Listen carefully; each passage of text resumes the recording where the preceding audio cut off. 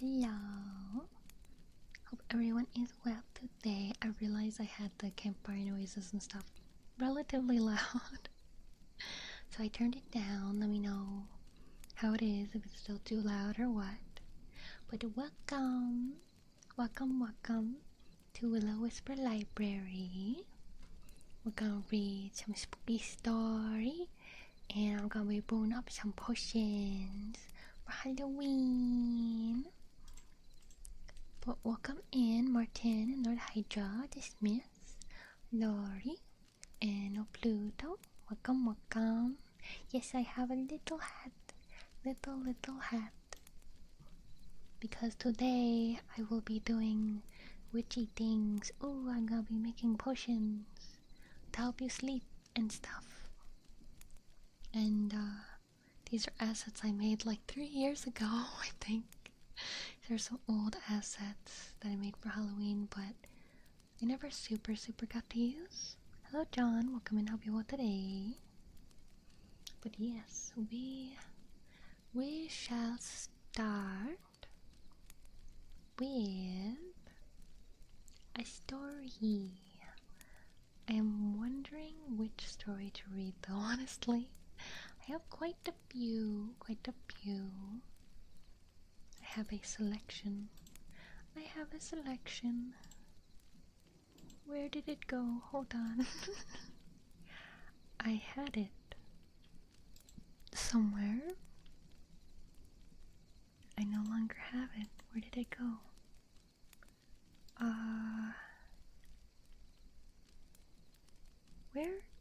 Where did it go? Oh no. Did I lose my stories? No. Where'd it go? Oh no. Spooky stories. Random, welcome and help today. Hold on. I might have the spooky stories stored elsewhere. Let me check my... Here, let's see.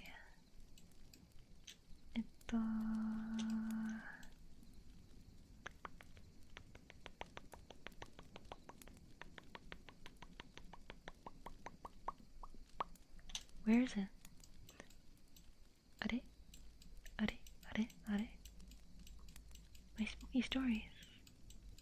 My spooky stories. Okay, what if I look up?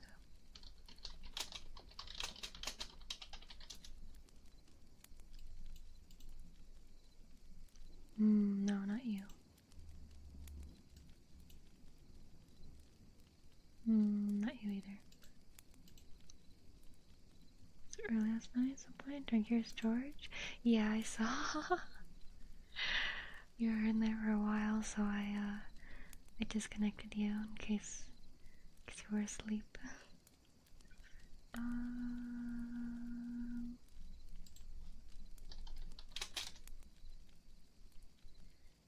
There you are. There's my list. Okay. I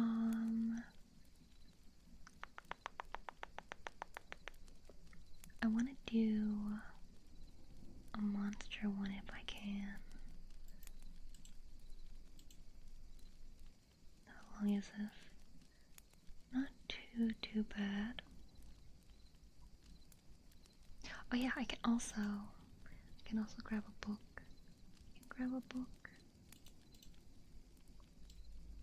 Put you guys there. Hi B-boy, welcome and help you out today.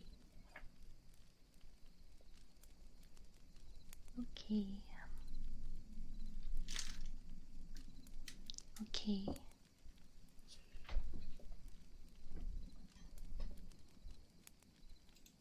Let me put myself more in the center. Actually, let me grab a book.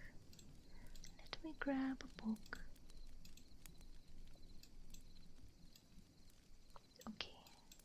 There we go. I hope everybody likes the library though.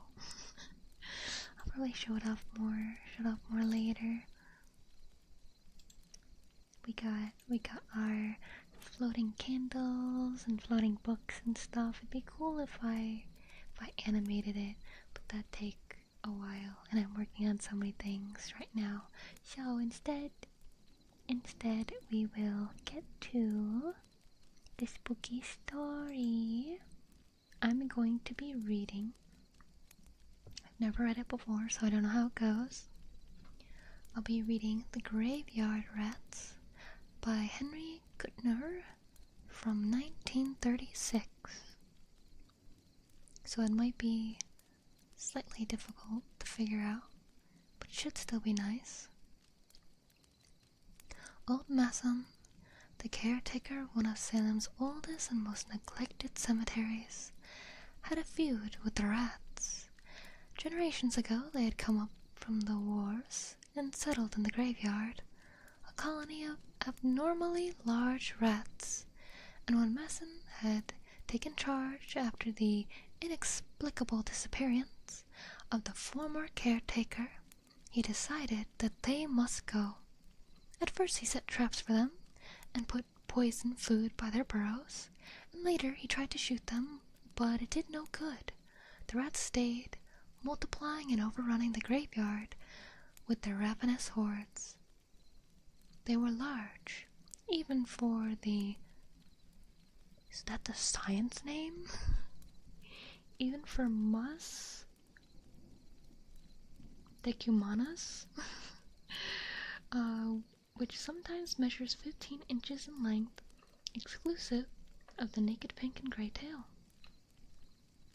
Mason had caught glimpses of some as large as good-sized cats, and when once or twice the grave diggers had uncovered their burrows, the Malator's tunnels were large enough to enable a man to crawl into them on his hands and knees. The ship that had come generations ago from distant ports to the rotting Salem wharves had brought strange cargoes. Mason wondered sometimes at the extraordinary size of these burrows. He recalled certain vaguely disturbing legends he had heard since coming to ancient witch-haunted Salem. That is the wrong button. I wanted to get chat on screen. Ah, ghost! Hello, son. Yes, there's a ghost. Everybody looks like good. Thank you. I'll continue.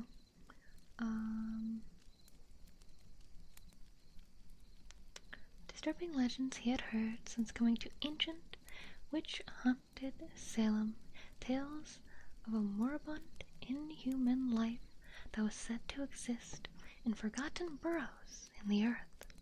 The old days, when Cotton Mather had hunted down the evil cults that worshipped Hecate and the dark Magna Mater in frightful, I could say the word, has passed.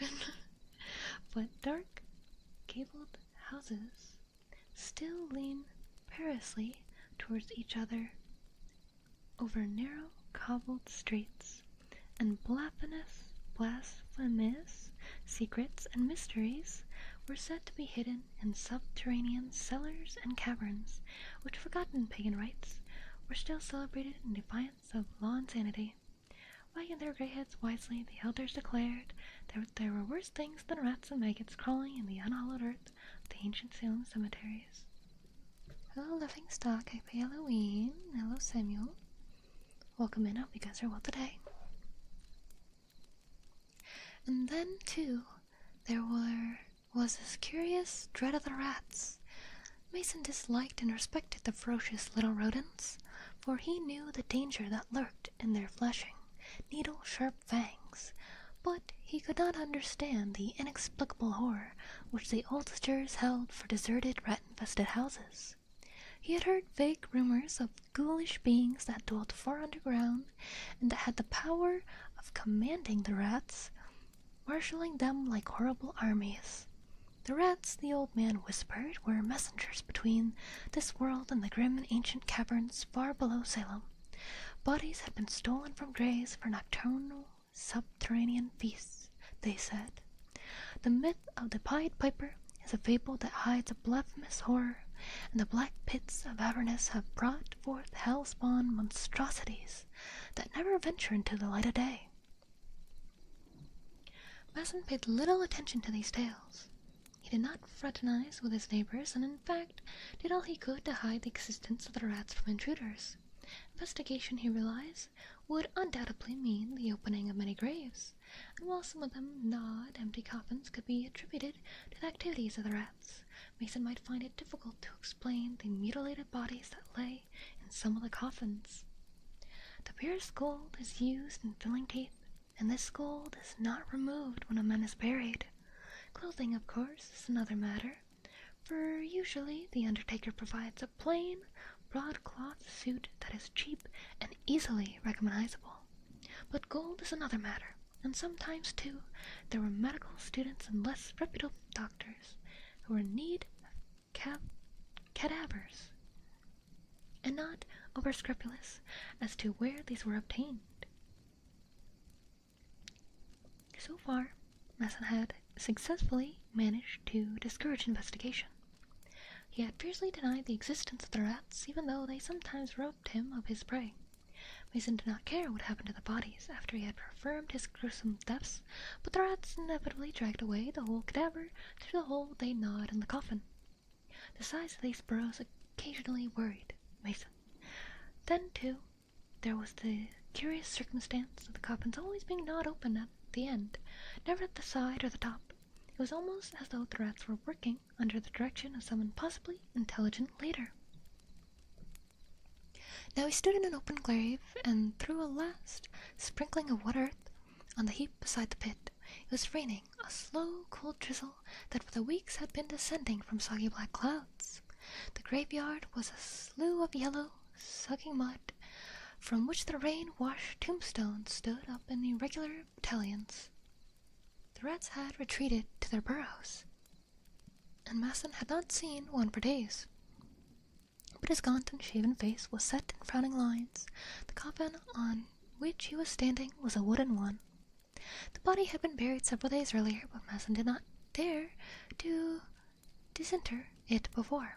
A relative of the dead man had been coming to the grave at intervals, even in the drenching rain, but he would hardly come at this late hour, no matter how much grief he might be suffering, Mason thought, grinning wearily.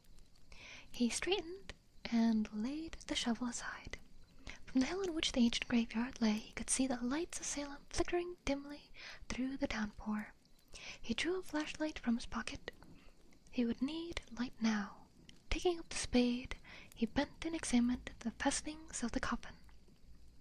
Abruptly he stiffened. Between his feet he sensed an unquiet stirring and scratching, as though something were moving within the coffin. For a moment a pang of superstitious fear shot through Mason, and then rage replaced it as he realized the significance of the sound. The rats had forestalled him again, and Perosium? I don't know that word. Of anger, Mason wrenched at the fastenings of the coffin. He got the sharp edge of the shovel under the lid and pried it up until he could finish the job with his hands. Then he sent the flashlight's cold beam darting down into the coffin. Rain splattered against the white satin lining. The coffin was empty. Mason saw a flicker of movement at the head of the case and darted the light in that direction. The end of the sarcophagus had been gnawed through, and a gaping hole led into darkness. A black shoe, limp and dragging, was disappearing as Mason watched, and abruptly he realized that the rats had forestalled him by only a few minutes. He fell on his hands and knees and made a hasty clutch at the shoe, and the flashlight incontinently found the coffin and went out. The shoe was tugged from his grasp. He heard a sharp, exciting squealing, and then he had the flashlight again and was darting its light into the burrow. It was a large one, it had to be, or the corpse could not have been dragged along with it. Mason wondered at the size of the rats and could carry away a man's body, but the thought of a loaded revolver in his pocket fortified him. Probably if the corpse had been an ordinary one, Mason would have left the rats with their spoils rather than venture into the narrow burrow. But he remembered an especially fine set of cufflinks he had observed, as well as a stick pin that was undoubtedly a genuine pearl. With scarcely a pause, he clipped the flashlight to his belt and crept into the burrow. It was a tight fit, but he managed to squeeze himself along. Ahead of him, in the flashlight's glow, he could see the shoe dragging along the wet earth at the bottom of the tunnel. He crept along the burrows as rapidly as he could, occasionally barely able to squeeze his lean body through the narrow walls. The air was overpowering, and its musty stench of carrion. If he could not reach the corpse for a minute, Masson decided he would turn back. Blighted fears were beginning to crawl maggot-like within his mind, but greed urged him on. He crawled forward several times, passing the mouths of adjoining tunnels. The walls of the burrow were damp and slimy, and twice lumps of dirt dropped behind him.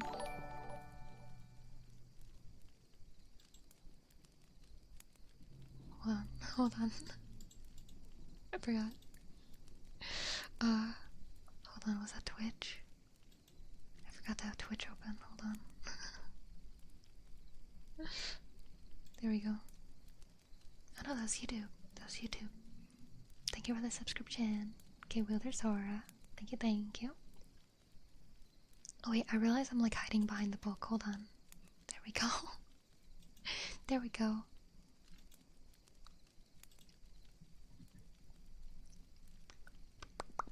Where was I? There we go. But he had overlooked one thing. The burrow was too narrow to allow him to turn. Panic touched him briefly, and he remembered a side tunnel he had just passed, and backed awkwardly along the tunnel until he came to it. He thrust his legs into it, backing until he found himself able to turn. Then he hurriedly began to retrace his way, although his knees were bruised and painful. Agonizing pain shot through his leg. He felt sharp teeth sink into his flesh and kicked out frantically. There was a shrill squealing and the scurry of many feet. Flashing the light behind him, Mason caught his breath in a sob of fear as he saw a dozen great rats watching him intently, their slitted eyes glittering in the light. There were great misshapen things as large as cats, and behind them he caught a glimpse of a dark shape that stirred and moved swiftly along into the shadow, and he shuddered at the unbelievable size of the thing. The light had held onto them for a moment, and they were edging closer, their teeth dull orange in the pale light. Mason tugged at his pistol, managing to extricate it from his pocket and aim carefully. It was an awkward position, and he tried to press his feet in the soggy sides of the burrow so that he should not inadvertently send a bullet into one of them. The rolling thunder of the shot deafened him for the time, and the clouds of smoke set him coughing. When he heard again, and the smoke had cleared, he saw that the rats were gone. He had put the pistol back, began to creep swiftly along the tunnel, and then with a scurry and a rush they were upon him again. They swarmed over his legs, biting and squealing insanely, and Mason shrieked horribly as he snatched for a gun. He fired without aiming, and only luck saved him from blowing a foot off. This time the rats did not retreat so far, but Mason was crawling as swiftly as he could along the burrow, ready to fire again at the first sound of another attack. There was a patter of feet, and he sent the light stabbing behind him. A great grey rat paused and watched him. Its long, ragged whiskers twitched, and its scabrous, naked tail was moving slowly from side to side. Mason shouted, and the rat retreated. He crawled on, pausing briefly, the black gap of a side of the tunnel at his elbow, and he had made out a shapeless huddle of a damp clay a few yards ahead. For a second he thought it was a mass of earth that had been dislodged from the roof, but he recognized it as a human body.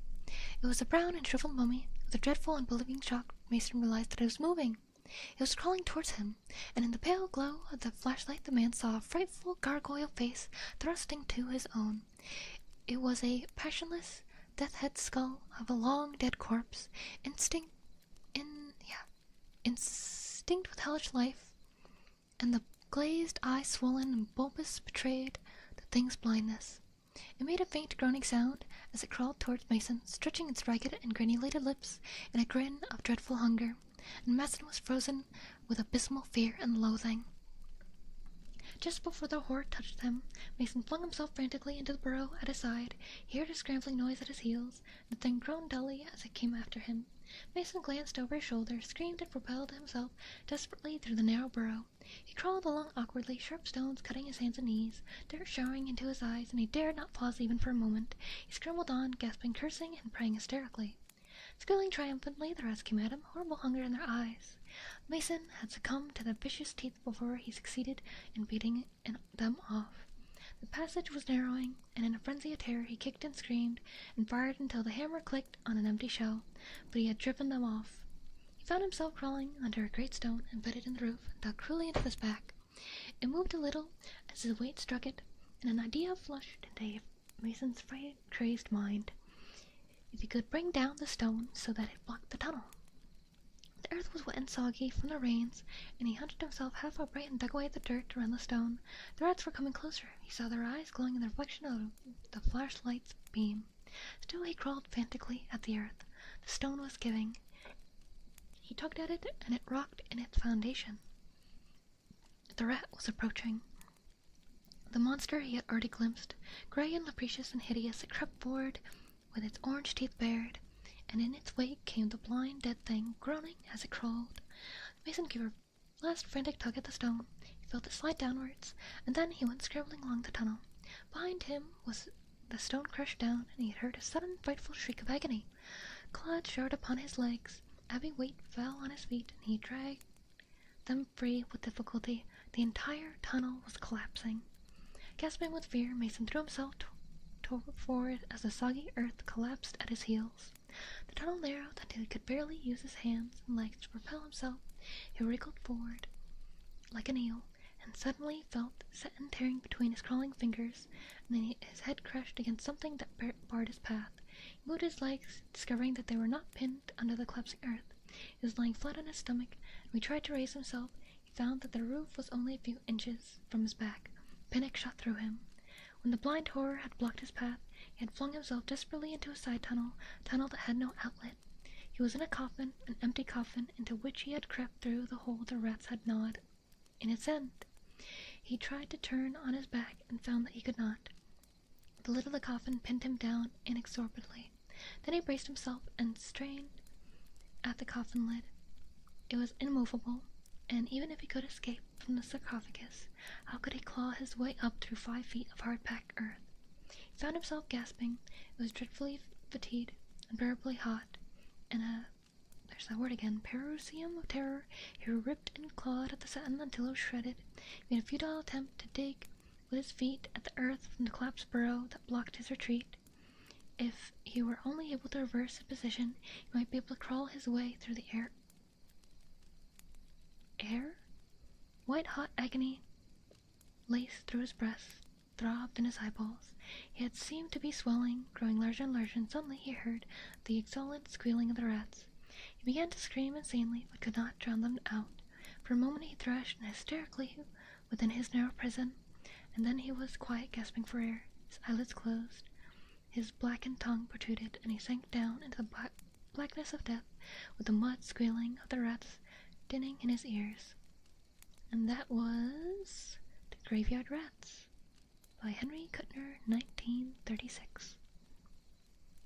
A story from many, many years ago, but still quite frightening.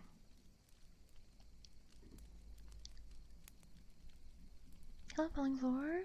Behind you a ghost. It looks friendly, but it might say boo when you turn around. A little chibi boo. Yes, it is a ghost friend. We don't have to worry about them. They are friendly. They're friendly little guy. I made them like all the Halloween assets aside from the pumpkin kitties I've been using all month. I have made the hat I made, the book I made, the ghost I made, the witch pot I made a couple years ago. I kind of miss making VTuber assets. I feel like it really makes it a lot more fun. But man, I have so many things that I'm working on at once. Like all the time. Hopefully, finally, it will be a while before I have to do some things. Welcome in, Captain Loaded. Hope you're well today. Happy Halloween! The lights that you got on drone came in today, and I have them on in front of me, so that I got the atmosphere. Got the atmosphere of the Halloween. Hello, Rental Bomb. Welcome to Hope You're Well today. It's been good. I'm gonna hug the ghost friend. He is very cute.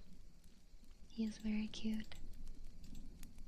Very, very cute. Very, very cute. Let's see. What was I gonna do? Oh, yeah. Oh, yeah. I forgot to put the thumbnail on YouTube. My bad. Wait. Give me my. Where'd my story go? There it is. And then. Hare. Where did my list go? There it is. Okay. And then YouTube. Gotta put the thumbnail on the stream real quick. Although, you know, it just kind of shows a moment from the stream where I'm reading. I feel like that's pretty nice, actually. Yeah, I'll keep that as is. I'll put a thumbnail on later. We'll do one later. Hello, Emiliano and Gary-san. Welcome in. Hope you guys are well today. Glad I wasn't late on everything. It's fine. I've had those things there since like before Halloween of last year. It's okay. It's so wild to me, like having someone be like, "Oh, you should have told me to get this earlier." I was like, "Huh? I can tell people to get me things? That's weird." It's always just like, "Hey, here are things I like if you wish to get. No pressure, at your own leisure, whenever you want, or not at all if you do not want."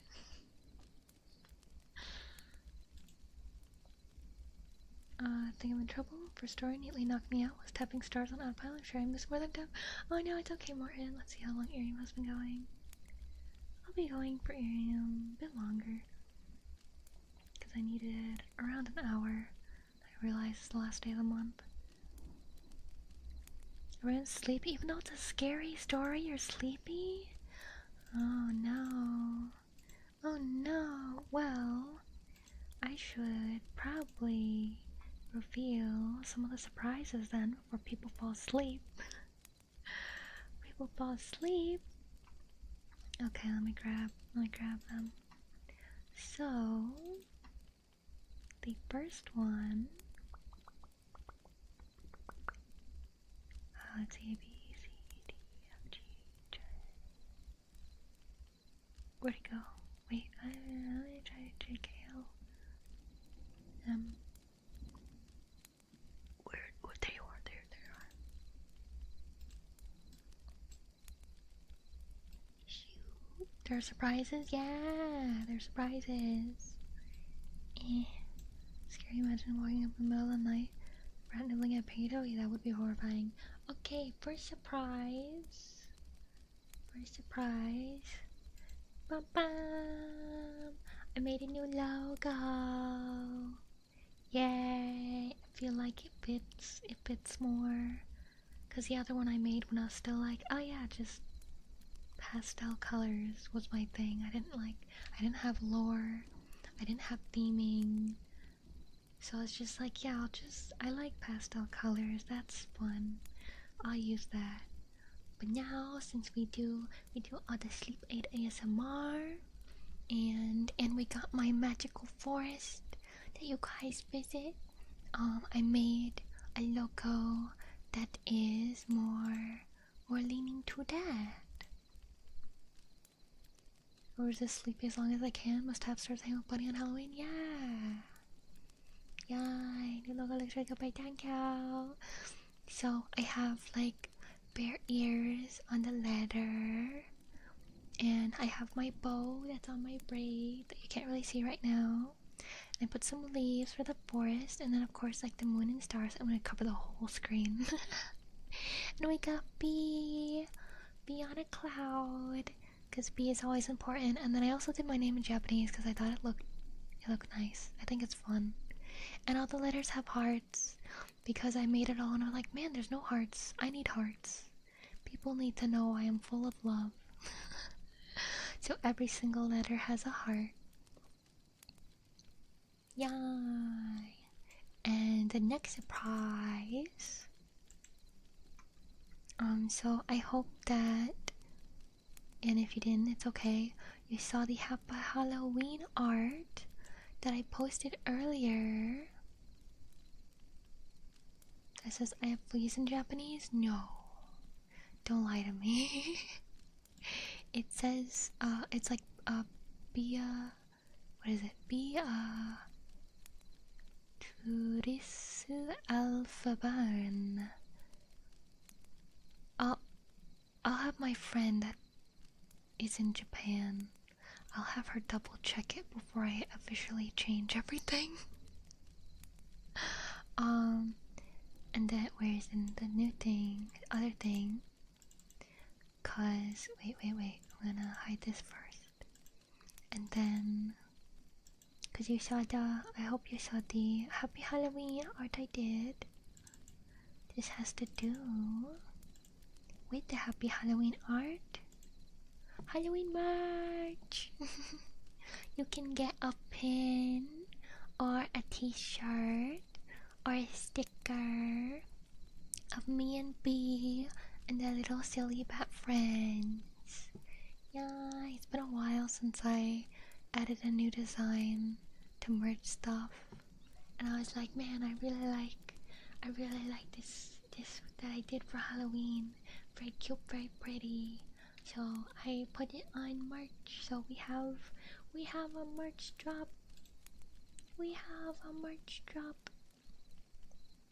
Cat on the cloud detail, yeah. I need the pin. I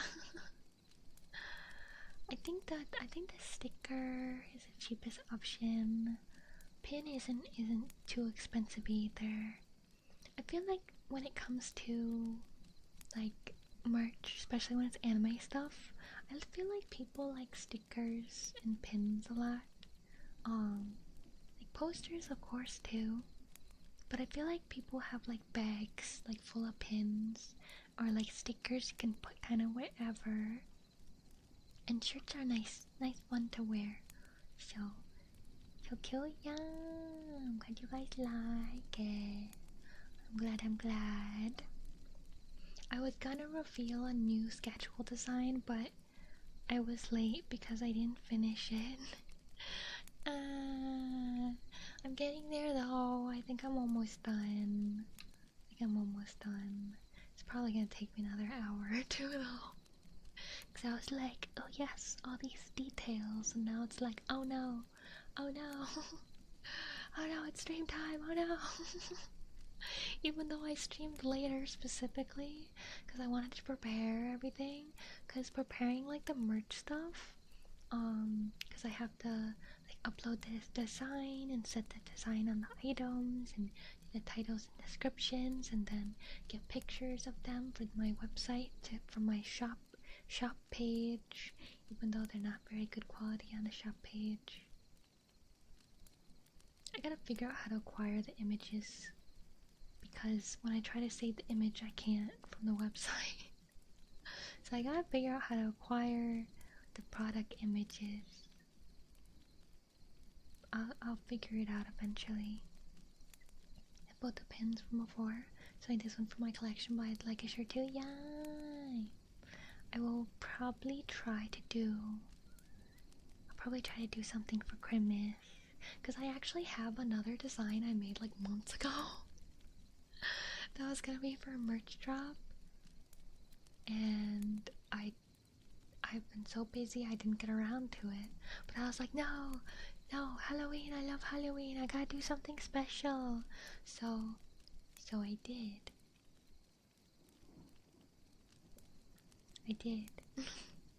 Even though I threw it all together really fast, I think I still did pretty well. I think it looks nice. I think the ad looks nice. I think the art looks nice. I think I got everything set up all nice. I'm very glad, because I missed a lot of things I wanted to do for Halloween this month, because I was redoing the website that took way longer than I expected. And then the logo and the schedule that I'm still working on, and what else have I been redoing?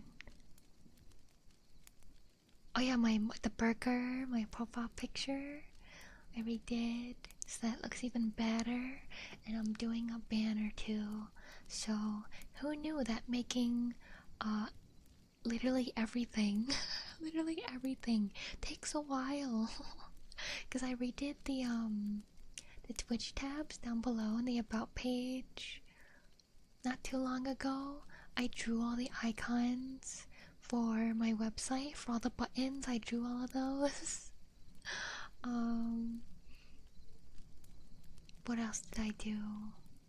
I've been doing so much. All the backgrounds. I have another background ready that I haven't debuted, and then I have a background that I'm working on that I'm not done yet because I haven't quite decided what I want to put, because it's the shop, and I haven't decided how I want the shop, because there's a lot of things I want and I don't think I can fit it. So I'm thinking of drawing a shop, but it's gonna have like alternate like things on the shelves and stuff depending on what type of ASMR roleplay we do. Maybe sleepy, or maybe it's just I've been up for a long time today. I tend to help make people sleepy. That is why I'm here a lot. Be the money going straight towards merch. Yay! I'm glad. Show me pictures. Always show me pictures when you get merch. If you want to, if you don't want to, that's okay. Okay, now I'm gonna post because I got posts ready when I revealed the merch. What do you mean? Went wrong? Oh, there we go. There it goes. There it goes. And then YouTube, it posted. Good. Just YouTube and Twitter for now, I think are good.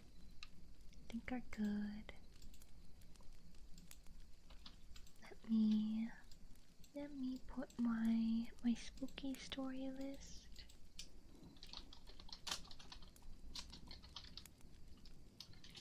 Here,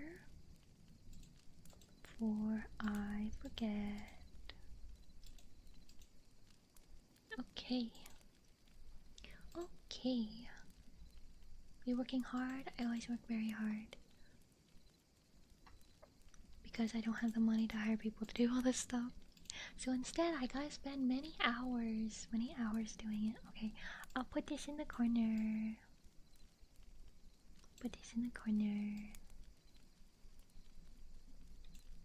Yay! I'll move the ghost up a little bit.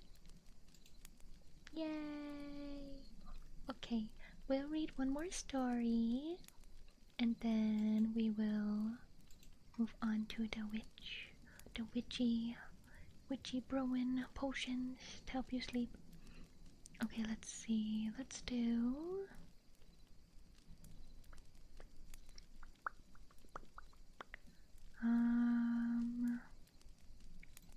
let's see, how long is this one? Oh my god, this is like a scam. Wait, what is this from? This is from a school textbook. Because it has like, talk about it, comprehension check, vocabulary check, write about it. Oh guys, we got homework to do. Okay, it's not too long. Alright, I'm gonna read this school one. This is funny, that's funny. Bye, laughing stock. Thank you for popping by. Whatever, everyone will take me hand the merch. Yes, we'll do, boss. Thank you. Alright. I will now read The Jigsaw Puzzle by J.B. Stamper. It was on the top shelf of an old bookcase covered with dust and barely visible. Lisa decided she had to find out what it was. Falling asleep or she getting longer? It's okay. There's always a bod. Of all things in the old junk shop, it aroused her curiosity the most. She had looked through old books, prints, and postcards for hours. Nothing had caught her interest. Not now the old box, high and out of reach, intrigued her. She looked around for the old man who ran the store, but he had gone into the back room. She saw a stepladder across the room and brought it over to the bookcase. It shook on the uneven floorboards as she climbed to the top step. Lisa pattered a hand along the surface of the top shelf, trying to find the box. The dirt was thick and gritty on the board. Then she touched the box. It was made of cardboard. The cardboard was cold and soft from being in the damp room for such a long time. She lifted the box down slowly, trying to steady her balance on the stepladder. As the side of the box reached her eye level, she could read the words 500 pieces. She set the box down on top of the stepladder and climbed down a few steps. Then she blew away some of the dust that accumulated on the lid. It billowed up around her with a musty, dead odor, but now she could make out a few more words on top of the box. The strangest jigsaw puzzle in the world. There were other words underneath that, but they had been rubbed off the cardboard lid. The big picture on the cover had been curiously damaged. Lisa could make out areas of light and dark, and it looked as though the scene might be in the room. But most of the picture had been scratched off the cardboard box, probably by a sharp instrument. The mysterious nature of the jigsaw puzzle made it even more appealing to Lisa. She decided she would buy it. The lid was taped down securely. That probably meant that all the pieces would be there. As she carefully climbed down the stepladder, holding the box in both hands, Lisa smiled to herself. It was quite a find, just the sort of thing she had always hoped to discover while rummaging through the second-hand stores. Mr. Tuberg, the owner of the store, came out of the back room as she was walking up to his sales desk. He looked curiously at the box when Lisa set it down. "And where'd you find that?" he asked her. Lisa pointed to where she had set up the stepladder. "It was on top of the bookcase. You could barely see it from the floor." "Well, I've never seen it before, that's for sure," Mr. Thunberg said. "I can't imagine how you found it." Lisa was more pleased than ever about her find. She felt as though the puzzle had been hiding up there, waiting for her to discover it. She paid Mr. Tuberg the 25 cents he asked for the puzzle, and then wrapped it carefully in the newspapers he gave her to take it home in. God, I wish I could buy a puzzle for 25 cents. It was late on a Sunday afternoon. Lisa lived alone in a small room in an old apartment house. She had no plans for Saturday night, and now she decided to spend the whole evening working on the puzzle. She stopped at a delicatessen and bought some meat, bread, and cheese for sandwiches. She would eat while she put the puzzle together. As soon as she had climbed the flight of stairs to her room and put away the groceries, Lisa cleaned off the big table in the center of the room, and she set the box down on it. Lisa read the words again, the strangest jigsaw puzzle in the world. She wondered what that could mean. How strange could a jigsaw puzzle be? The tape that held the lid down was still strong. Lisa got out a kitchen knife to slice through it. When she lifted the cover off the box, a musty smell came from inside, but the jigsaw pieces all looked in good condition. Lisa picked one up. The color was faded, but the picture was clear. She could see the shape of a finger in the piece. It looked like a woman's finger. Lisa sat down and started to lay out the pieces, top side up, on the large table. As she took them from the box, she sorted out the flat-edged pieces from the inside pieces.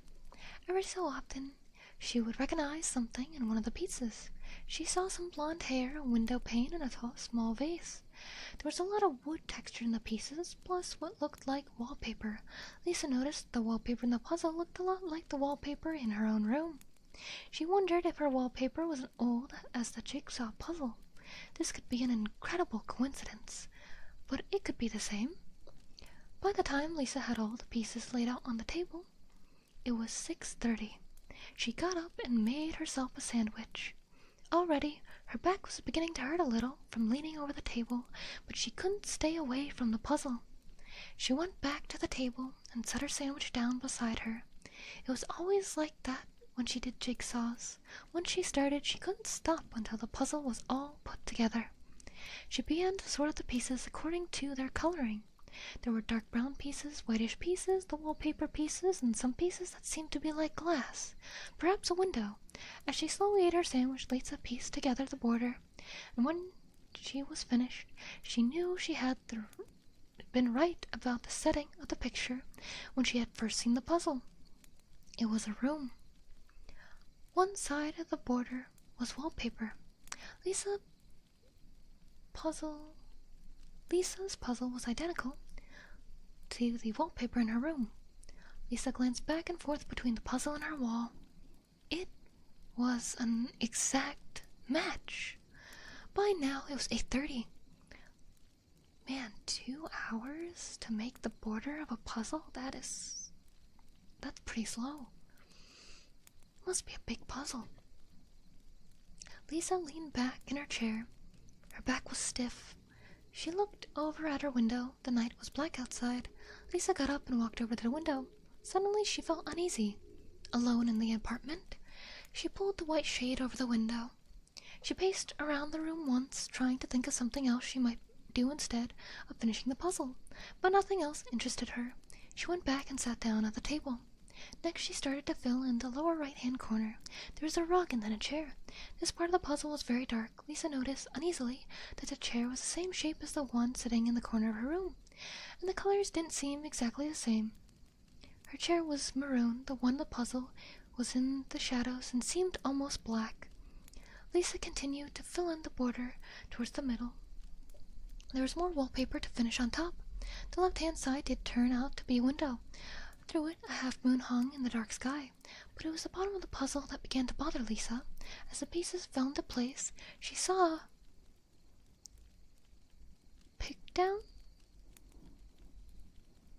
Wait, I think part of the scan of the page got cut off.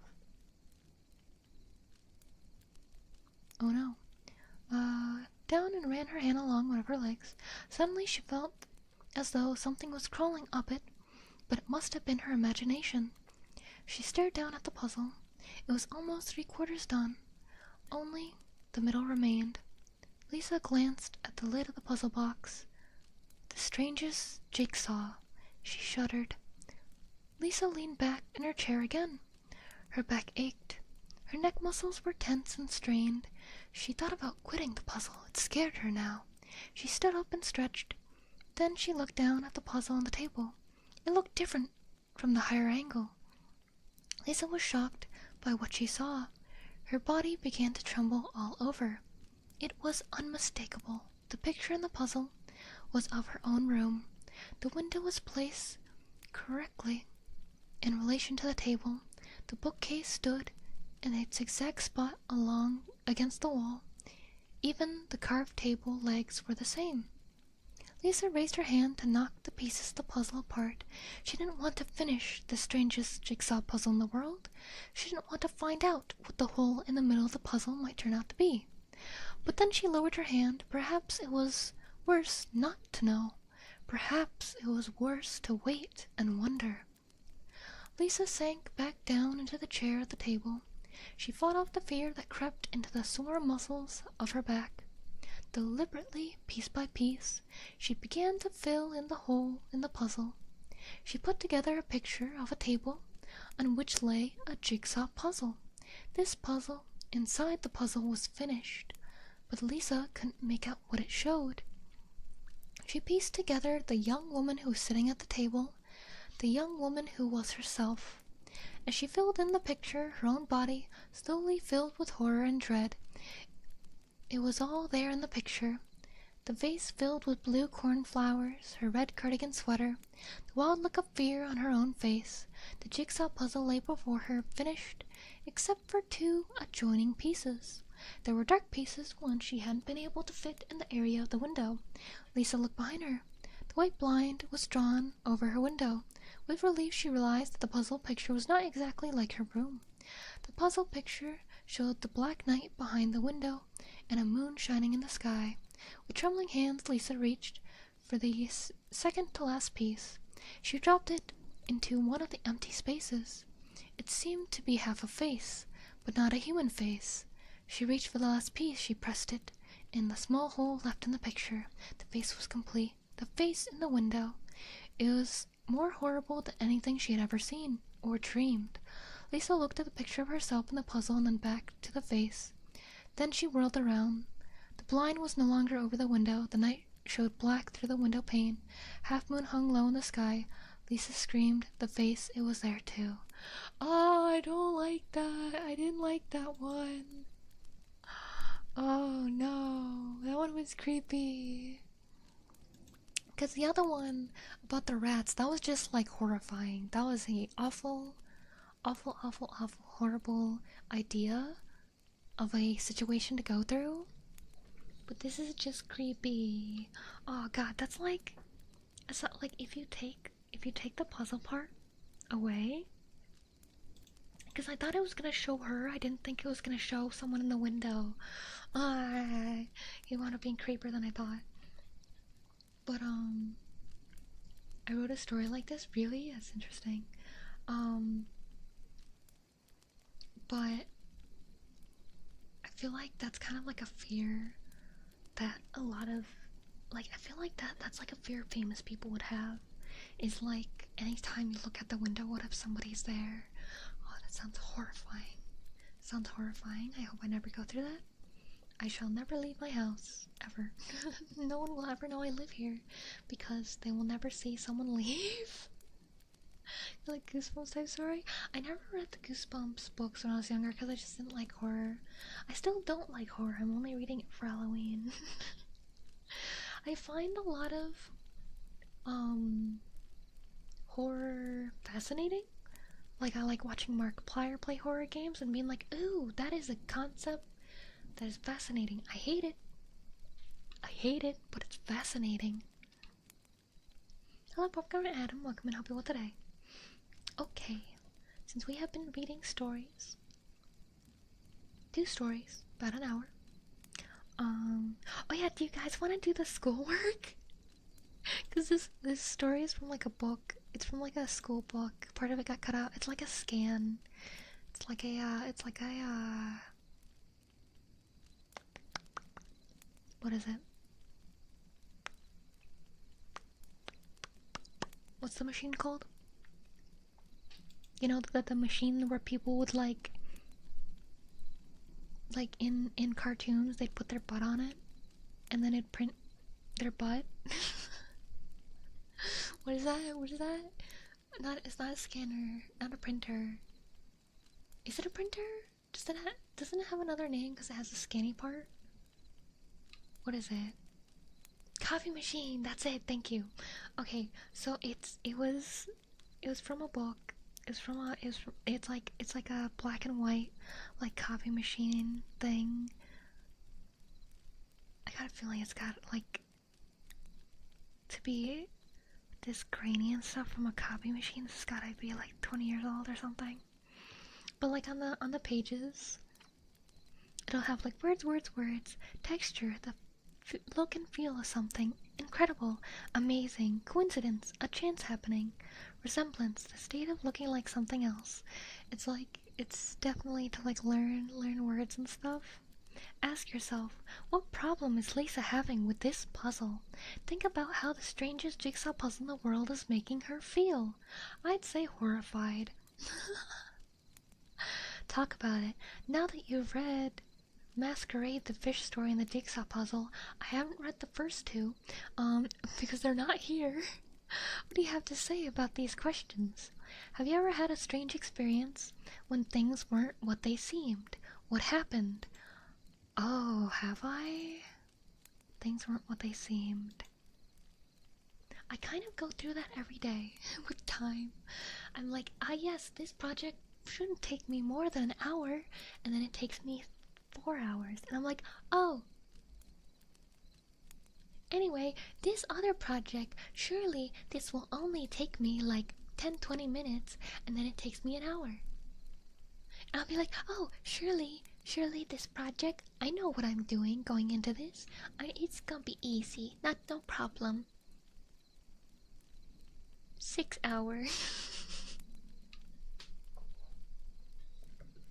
I have a very, very bad gauge on figuring out how long something will take. And it's like, I'll even, like, I'll overestimate. I'll be like, you know, I think this will take half an hour, but I'll give myself 2 hours. And then it'll take 4 hours. You're very optimistic. Cause I'm like because most of the time I go into something being like, alright, I know exactly what I'm gonna do. And to do this, I'll be doing these exact steps. And these exact steps shouldn't take longer than like this. And then when I actually, especially when it comes to art or creative things, I'll be like, alright, and then I'm doing it, and then I'm like, this doesn't look right. That's what every art piece is for me. I'm like, yeah, I got this, and then I make it, and I'm like, something's missing. and then I'm like, okay, what if I do this? No. What if I do this? No. What if I do this? Yes! Okay, good. Now I'm done. Wait. I could add this. And then it just takes longer. Gosh. That's how it always is. I'm like, yes. I got this. And then it's like, ooh, this is more than I thought. Well, I'm done. Wait. Yeah. That's exactly what it is. That's exactly what it is. That's how it's been with the schedule. I'm redoing the schedule, and it's like, I know exactly what I'm doing. I know exactly how I'm setting up. Shouldn't take that long. And I'll like do something. I'm like, wait. But what if I try this? And then I'll be like, no, I don't like that. But what if I do this instead? Ooh, nice. Alright, maybe I'll make it this part smaller. No, that looks worse. I'm putting it back. Okay, what if I did this? Okay, yeah. No, that looks good. Okay, now I just have to duplicate this. Put it here. Are they evenly spaced apart? I think so. Okay, let's do it again. Okay, yeah, we got all of it set up. Wait. This part's not right. This part's a little off. Okay, I gotta get rid of all those I just duplicated. Okay, and then let me fix this. Okay, now I'll duplicate it and set it up. Okay, good. Okay, now we'll do this. Like, it's so much. I have the same problem. It's both good because you get a better result, and awful. Hello, Cheeto Puff. Welcome in. Hope you're well today. Man with a beard. So true, Queen. I am not used to people calling me things. Not gonna lie. People call me like Queen or Flower or what else? What else do people call me? What is it? Cousin? No. Twin? God, I hate that one. I don't like twin. That makes me uncomfortable. Queen just makes me be like, I'm not a queen. I don't have that much responsibility. Welcome in, Azukimonoka. B, finally I finished my masterpiece, but I could add this or this. Oh shoot, I see a mistake, gotta fix it. Wait, this part is too far. Yep.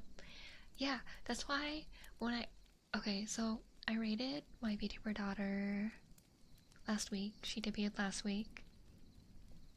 And there was a very small mistake with the rigging that I spotted as soon as I rated her. Obviously, if you were in the raid, you couldn't hear me, but I had Irium going at the same time, so I was still live streaming, and everyone in Irium, which I think was only Martin and Xantham, they heard me. They heard me freaking out. I was like, no, there's a mistake. Oh no, I feel so bad. Oh my god, I thought I had everything. Oh no, I told her to test it, she didn't notice it. Oh no. Because when I test a VTuber model, I throw my head around until I'm dizzy to try and get the model to do like all the extremes that it has. So I'll be like, and I make myself dizzy, like just thrashing, trying to make sure every bit, every angle, when the model moves, that it looks okay, and I still miss something.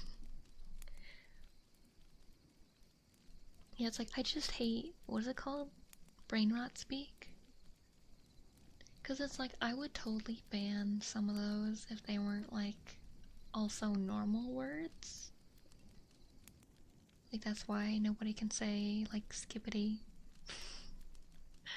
Or, I don't think I added shit yet. I forgot. I gotta add shit. Because it's just, it makes me really uncomfortable. It's really weird. I hate it. Could hear Bee's pain, yes. Yep. Yep. It was painful. I was in pain. If I wasn't still streaming, it probably would have been worse. I probably would have like slammed my fist on my desk like, no. I do, despite how calm I typically am. When something goes wrong, that like, especially if it involves someone else, that like, especially VTuber models, because I spent over 100 hours on them. Especially something that takes so long. If like I think I'm done so much, and then there's always like another small thing and another small thing and another small thing, and it gets to you. It gets to you, man. Okay, but we're done with story time, so I'll put the book away. Actually, wait, no, we didn't finish the comprehension questions. Do you think it's better to face your fears rather than to run from them or cover them up? Explain. Well, in the case of the puzzle,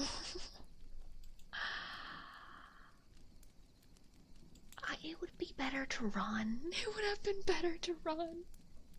Like, she tried to cover it, but that didn't make it go away. It would have been better to run, honestly.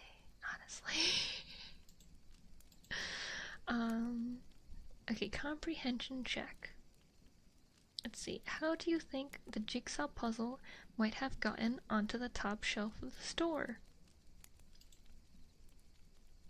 Why does that matter? Why does that matter? It's on the top shelf. Probably, like, nobody was buying it. So, of course, you're not gonna put it on, like, prime time shelf area where it's easy to reach. If nobody's getting it, throw it up there. No one can reach up there. No one cares. So just put it up there. Or spooky, it spawned in there. It spawned in there.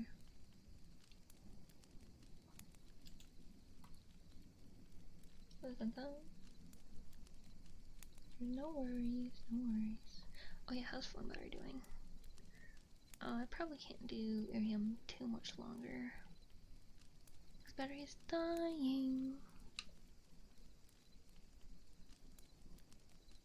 Xanthem, are you also elsewhere?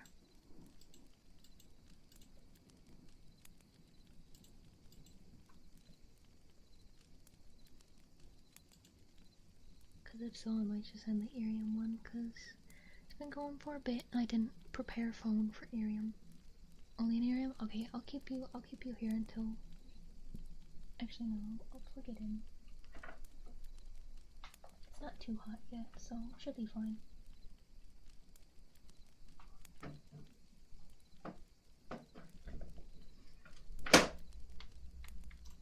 Okay.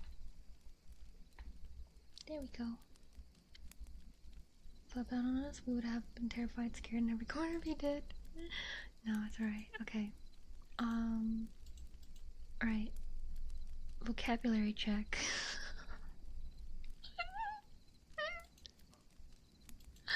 Okay. This is actually what it says. Okay, so vocabulary check. Answer each question below with a complete sentence. Before you answer, think about the meaning of the vocabulary word in bold. Question number 1. What would you do if you were, and then here's the bold word, unemployed?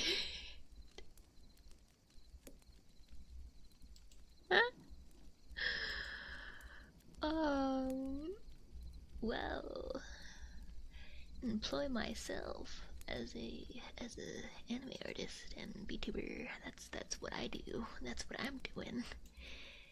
It's not good pay, but it's honest work. Okay. Vocab check. Question 2.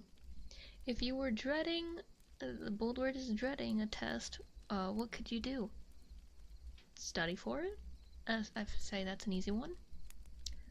3. How would you show your parents you are responsible enough to own a pet?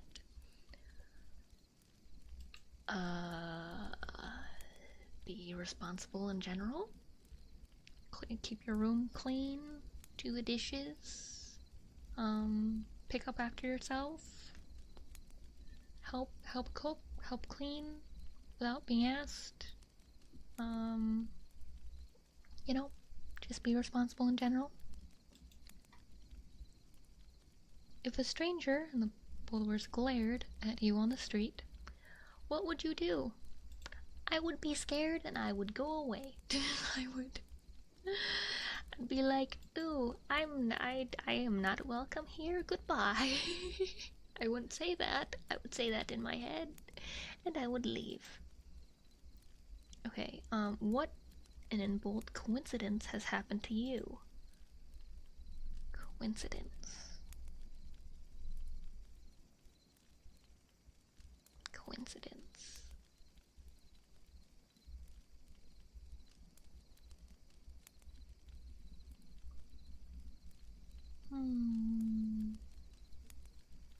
I don't know. I can't think of a specific instance. Oh, I was wearing my Terraria shirt when I happened to fight the Terraria boss in Power World. It's the only one that comes to mind. Write about it. Choose one of the 3 writing prompts below. Whose face is it in Lisa's window?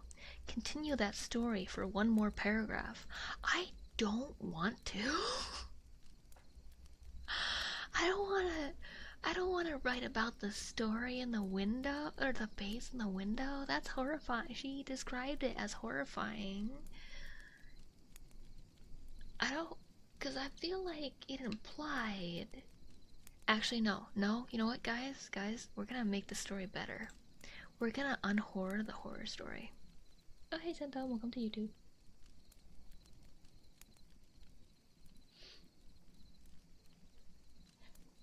Oh, now that I know you are elsewhere.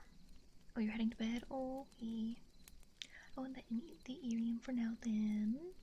Thank you for helping with the Irium. Okay. Here we go. Now I can leave phone alone. Phone can be left alone. There we go. Fought that one already? Man, I'm not even close. I need to play more. Yeah, I finished like all the main stuff in Power World. With a friend. We beat all the towers. We actually no, we haven't beat the Xeno Lord boss. I think that's the only one I got left. Okay, but we will. Alright, we'll continue the story. We're gonna unhorror the horror story. So it ended with face was complete. More horrible than anything she had ever seen or dreamed.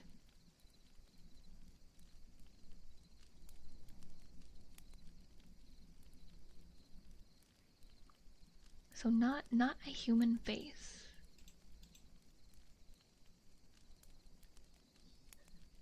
Not a human face. So actually, the face that was in the window was the face of a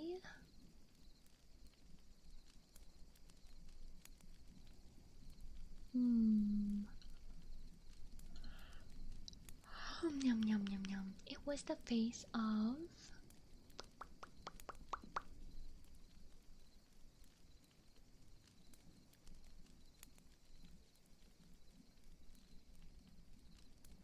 I'm trying to think of different creatures, different mythical creatures. The face...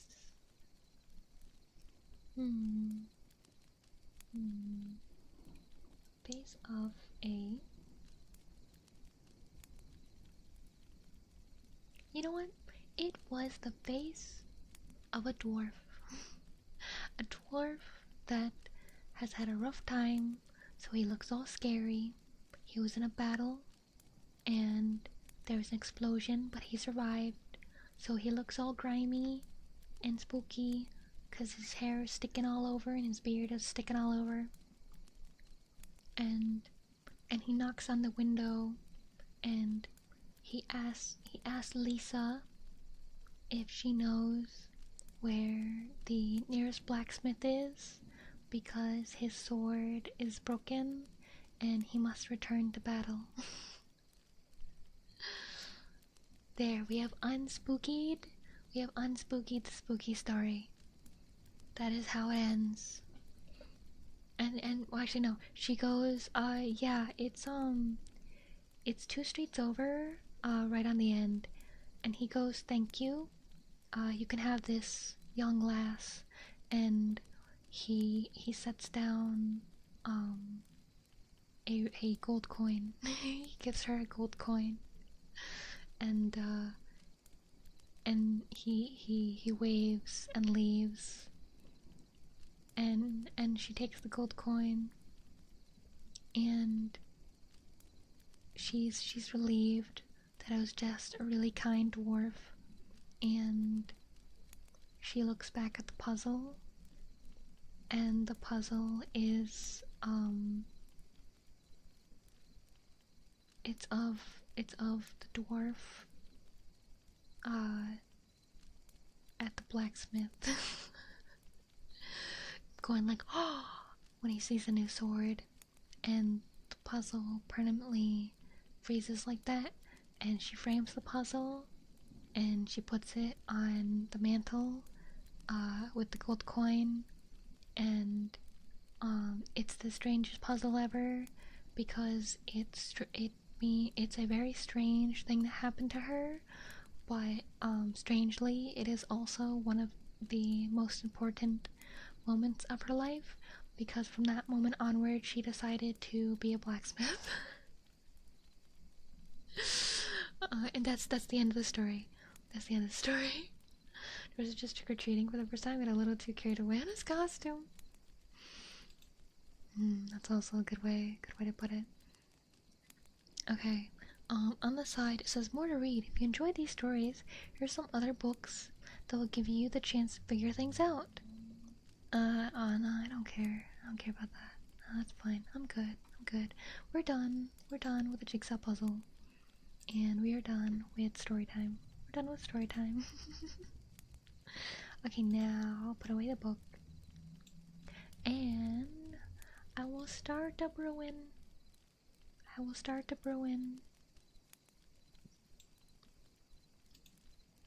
Let me move this over.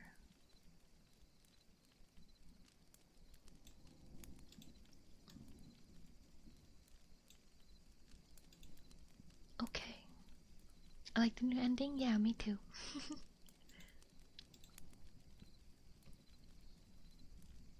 Okay. Now let me just do a little magic. Okay. We are gonna be a brewing. Alright, it's bubbling. Got it bubbling. Good. Now let's see. What do we need to put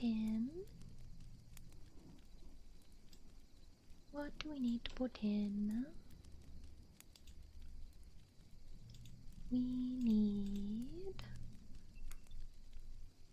Let's see. We need some frog croaks.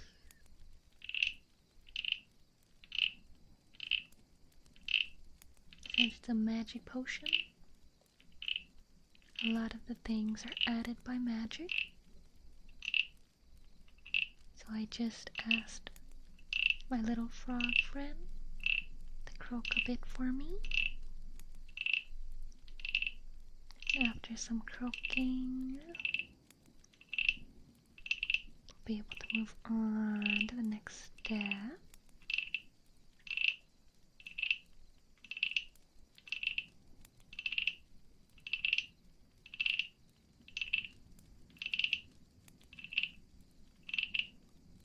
Okay. Let's see, have the croaks mixed in well to the potion?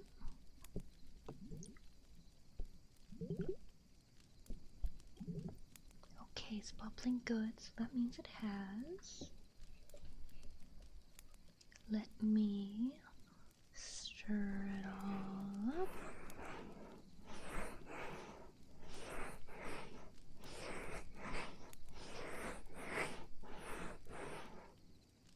Oh yeah, it's Halloween. I should give you guys some candy. Here you go.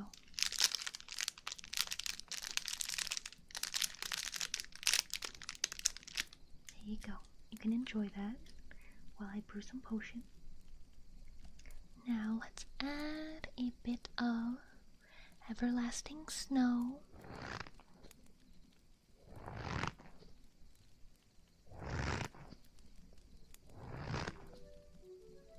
Thank you for the follow, Quentin. Thank you, thank you, thank you, thank you, thank you.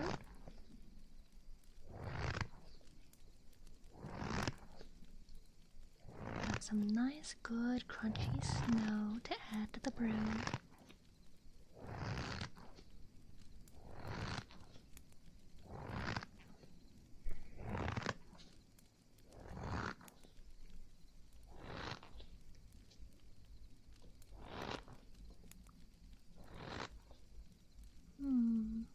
It's not going quite right. I think we need a couple more frog crooks. Let me see if I can get our little friend to give us a couple more. Are you okay with giving us a few more croaks, my little friend? Okay, you're so kind, thank you.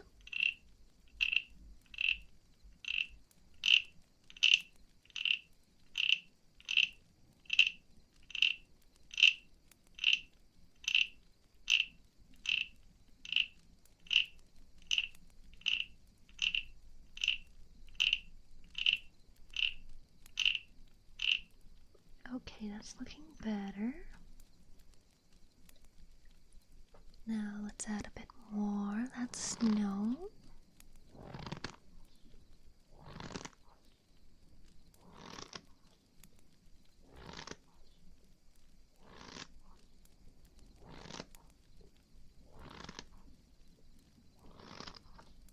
Hello, Finn. Welcome in. Hope you all today.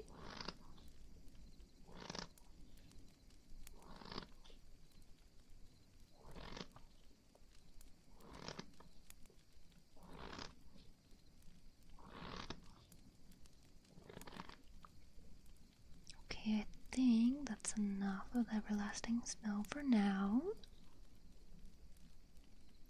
Now let's make sure it's bubbling okay.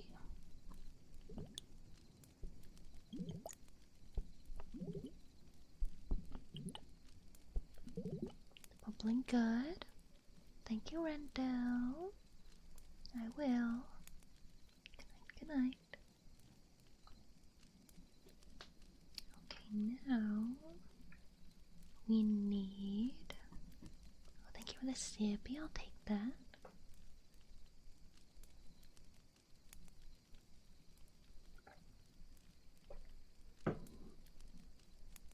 And the stretch. Oh, my shoulders.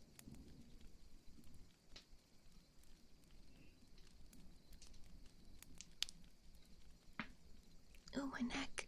Oh, my shoulder.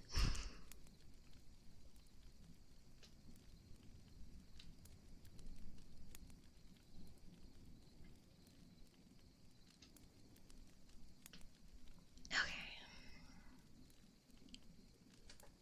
I also a reminder to those in the Minecraft server, today is the last day for this month's building contest. There's one entry so far, so if you enter, you have a pretty good chance of winning, 50-50 chance. But I don't think anybody will, unless anybody does one up real quick. But I'll check tomorrow, and then claim the winner, and everybody can earn their stars for the month.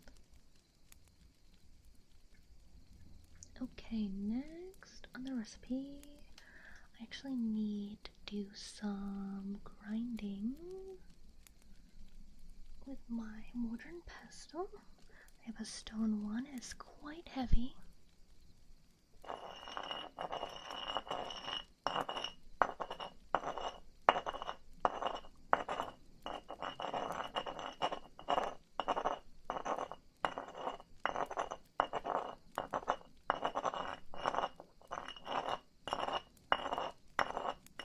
Ooh, that is quite the scent. I'm grinding up eggshell.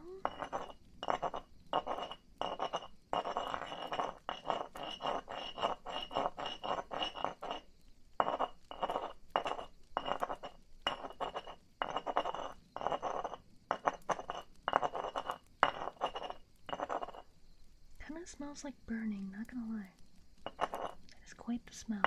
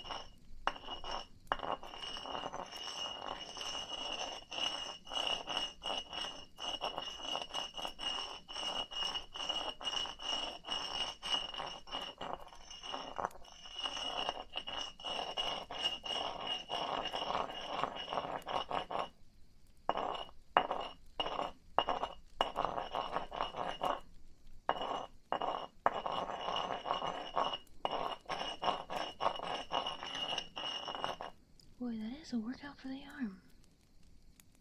That's quite a workout. It's been quite a while since I used this. It's very hard too. I wish I had a different mortar and pestle, but I got this for free. Because it's literally just stone, and then I just have like a round rock. I have a round rock to hold the grind.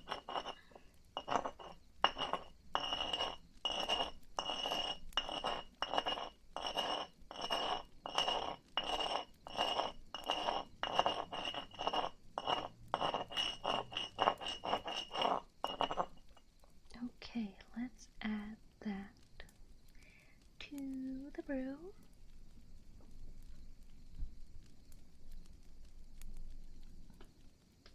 Let's add that.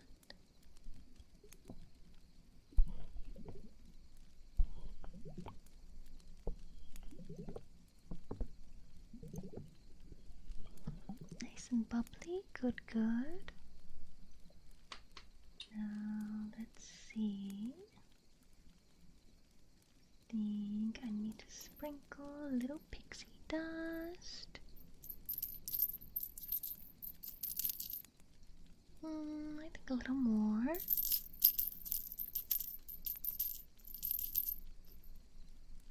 Good, it's looking good. Now, what to add?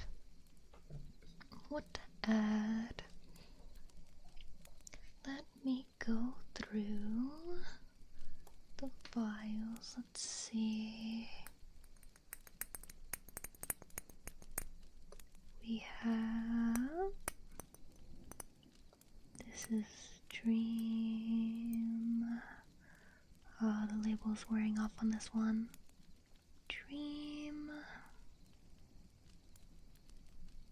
I think that's supposed to be.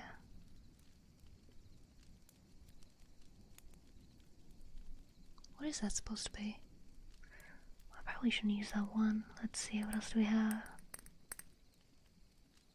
We have Starshine, and we have oh yeah, that's Moon Moss, and we have those are the stamina mushrooms. Actually, I think I have. Let's see.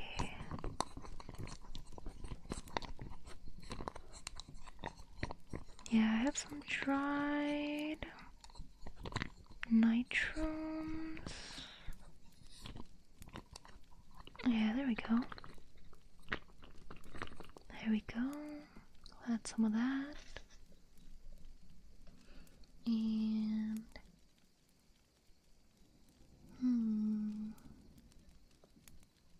what could help you sleep better? What could help? What could help?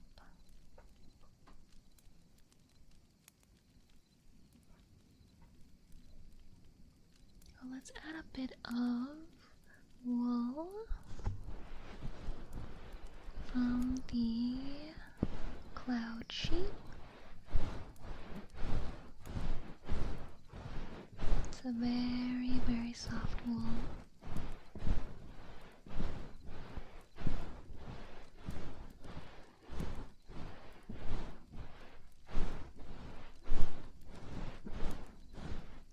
Okay, I think that's enough wool.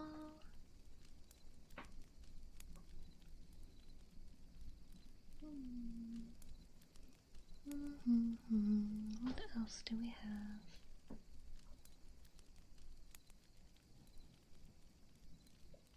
Oh yeah.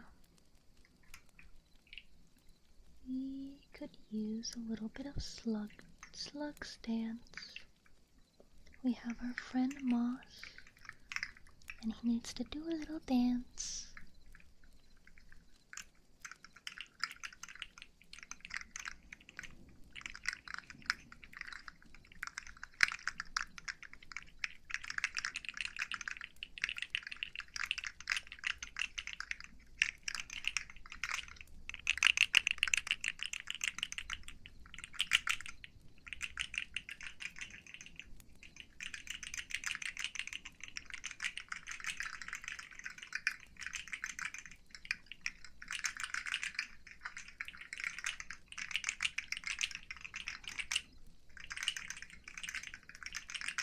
And then we go, yeah, he's really dancing. He's gonna help you all sleep. Adding to this potion. I think Moss has tired himself out. Take a rest, Moss. It's alright for now. Let's see. I think we have some new people popping in, so let's get them some candy too.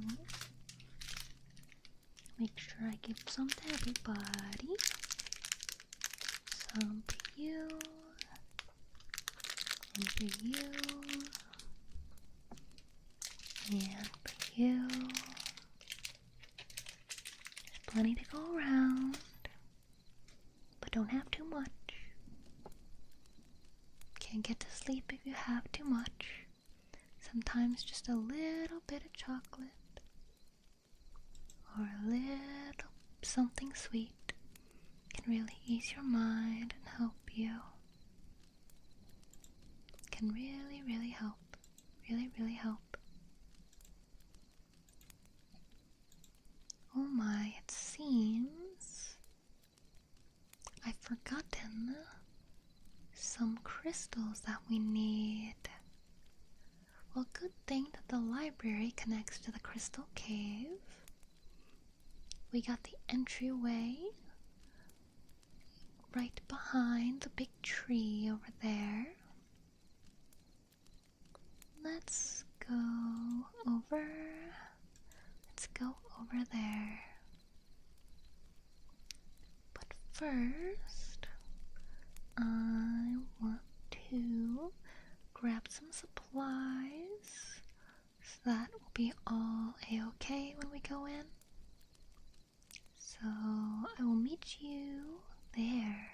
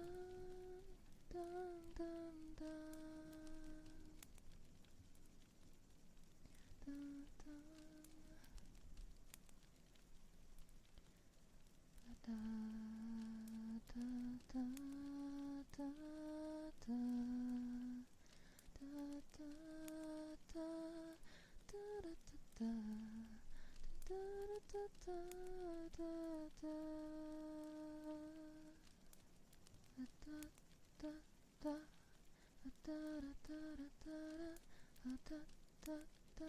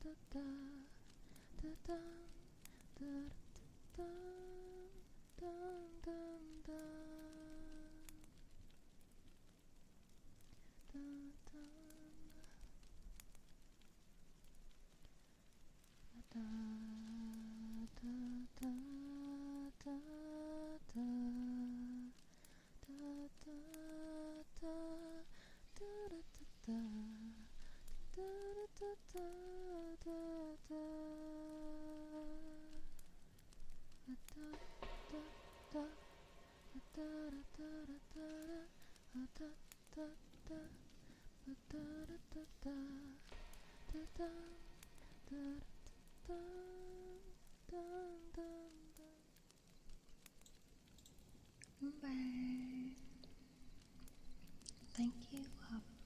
Thank you. So, I bought a snack for adventure in the cave. It's a caramel apple cookie. If you're in the Discord, you can see the picture I took of them.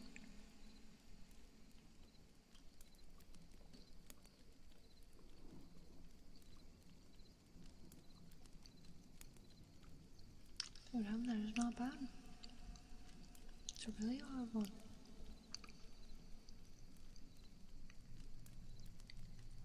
I'm almost done with my cookie.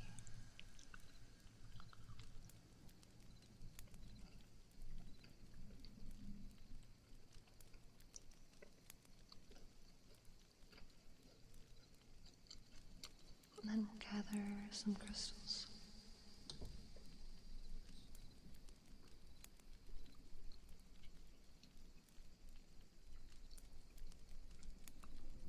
I should probably get a sippy too.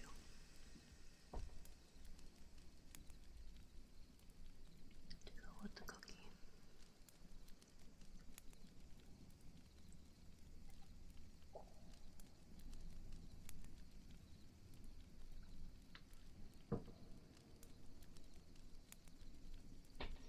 Okay. We'll go back. Thank you. Let's get those crystals. And I felt like a warm hug. Yay! I'm glad. But I really gotta take out the crystals to get them.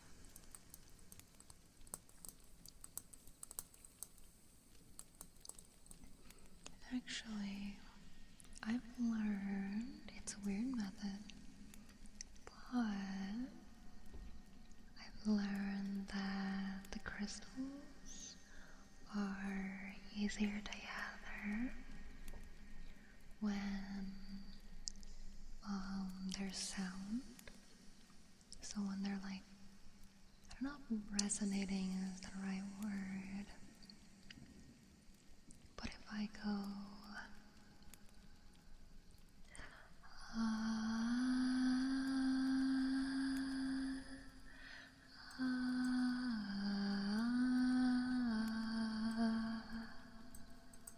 then it's a bit easier to gather.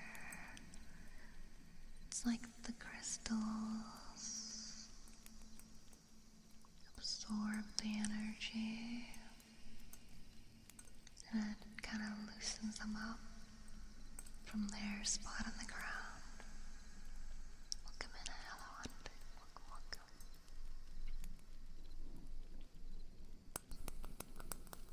Well, it is a spooky day.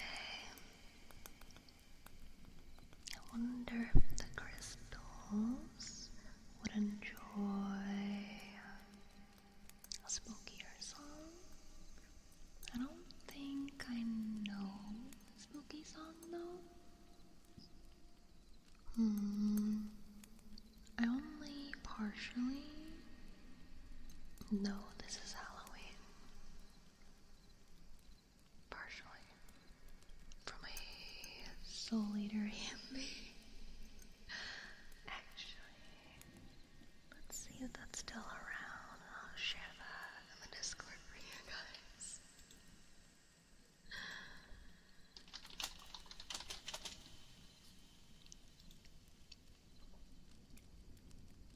Oh, which one was it? Oh, it's gotta be this one. Yeah, 13 years ago. 25 million views. That's pretty big. That's pretty big. Where is it? Copy link. I'll put it in media.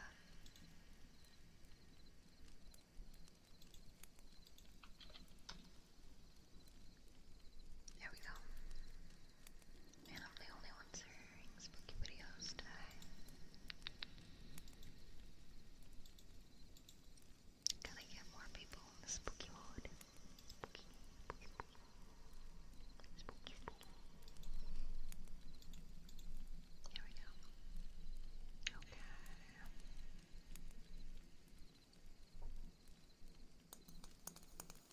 Yeah, they're already back to being hard to gather again.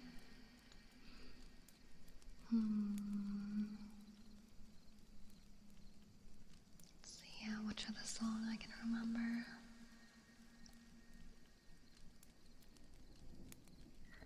Wait, I know a different spooky song. You guys probably know that I don't really like FNAF.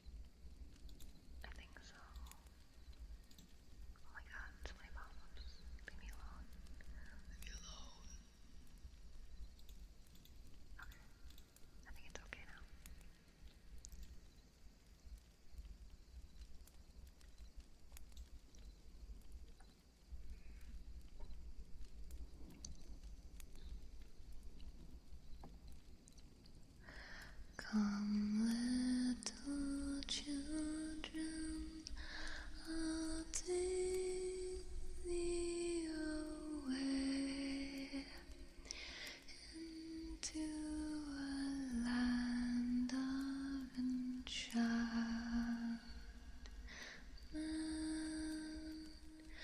Come, little children, the time's come to play here in my garden of shadows.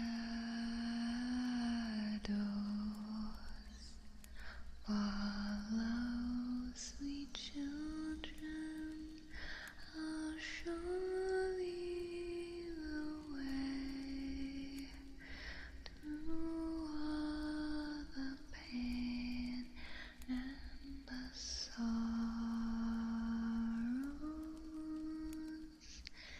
Weep not, more children, for life is this way, murdering beauty and passion. Hush now, dear children, it must be this way, too weary of life and deceptions.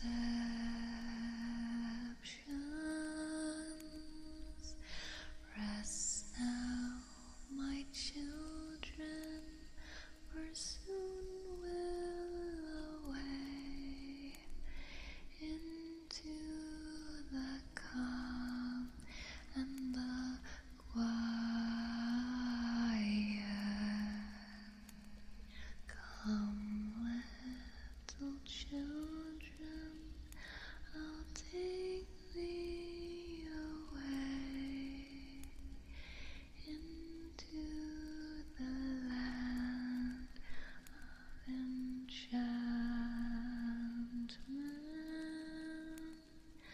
Come, little children, the time's come to play here in my garden of shadows.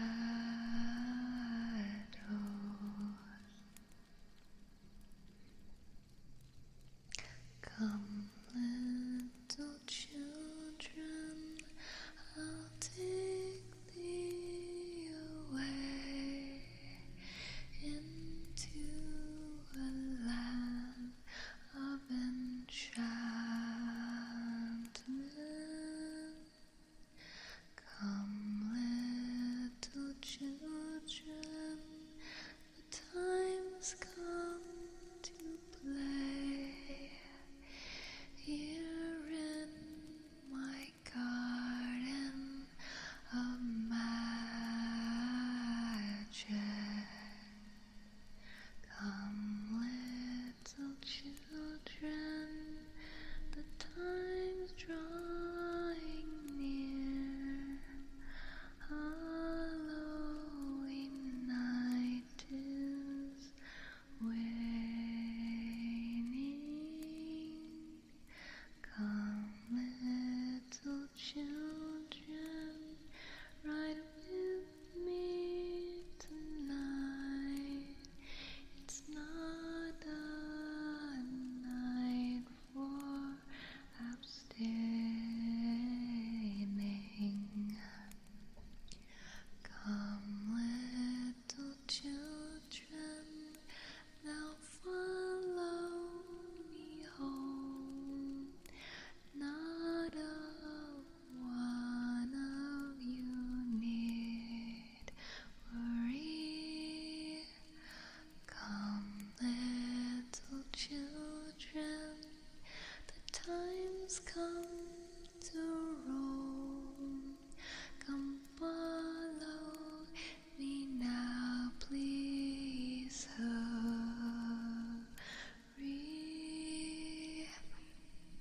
Come, little children, there's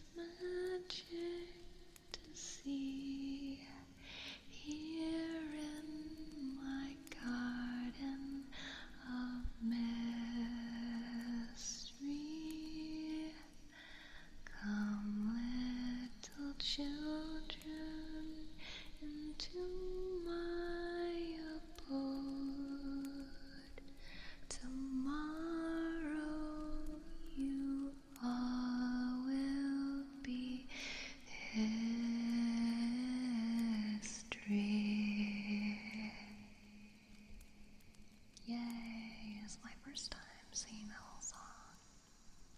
I'm glad that you liked it, Nightshade. I'm glad. That is a spooky song. It is a spooky. Oh, wait, I know one more spooky song. I know one.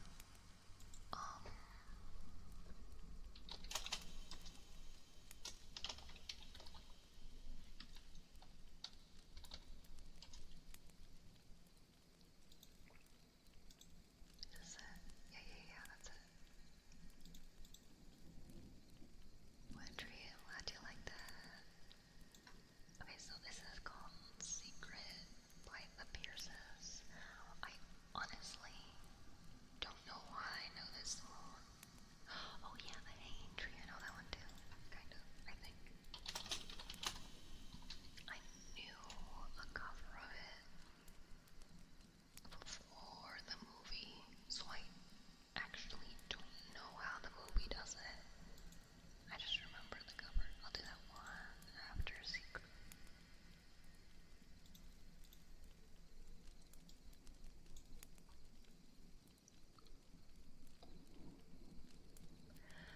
Got a secret, can you keep it? Swear this one you'll save. Better lock it in your pocket. Taking this one to the grave. If I show you, then I know you won't tell what I said. 'Cause two can keep a secret if one of them is dead. Why do you smile like you've been told a secret? Now you're telling lies, 'cause you have sworn to keep it. But no one keeps a secret. No one keeps a secret. Why, when we do our darkest deeds, do we tell?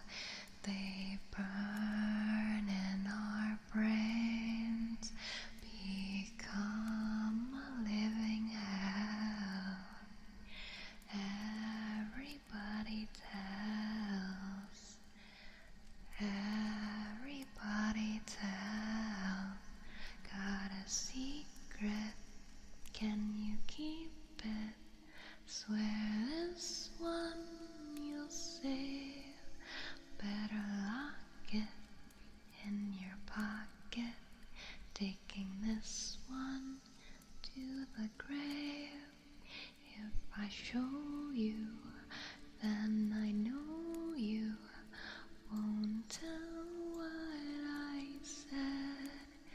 'Cause two can keep a secret if one of them is dead. Look into my eyes, now you're getting sleepy. Are you hypnotized by the secrets that you're keeping? I know what you're keeping. I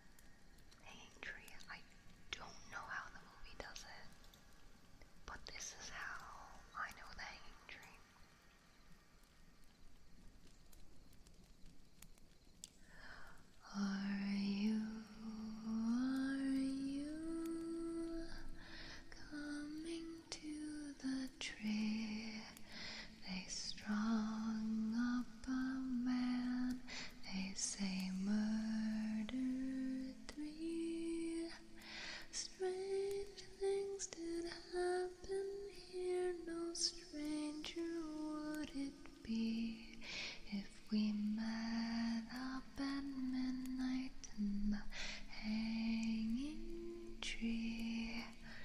Are you coming to the tree where dead man called out for his love to me? Strange things did happen here, no stranger would it be. We met up at midnight in the hanging tree. Are you coming to the tree where I told you to run so we'd both be free? Strange things did happen here, no stranger would it be. We met up at midnight in the hanging tree. Are you coming to the tree where a necklace of hope side by side with me? Strange things did happen here, no stranger would it be. We met up at midnight in the hanging tree. Are you coming to the tree when I told you to run so we'd both be free? Strange thing did happen here, no stranger would it be if we met up at midnight in the hanging tree. Are you coming to the tree? They strung up a man, they say murder 3. Strange things did happen here, no stranger would it be. We met up at midnight in the hanging tree. Are you coming to the tree where a dead man called out for his love to flee? Strange things did happen here, no stranger would it be. We met at midnight in the hanging tree. Hey, the tree is falling down. Oh yeah, that is a scary song. I always know it as a children's song.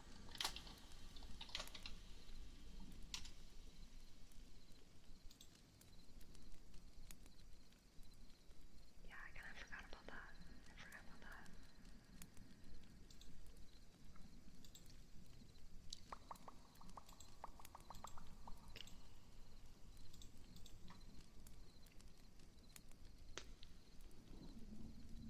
I don't think I've sang this in like many years.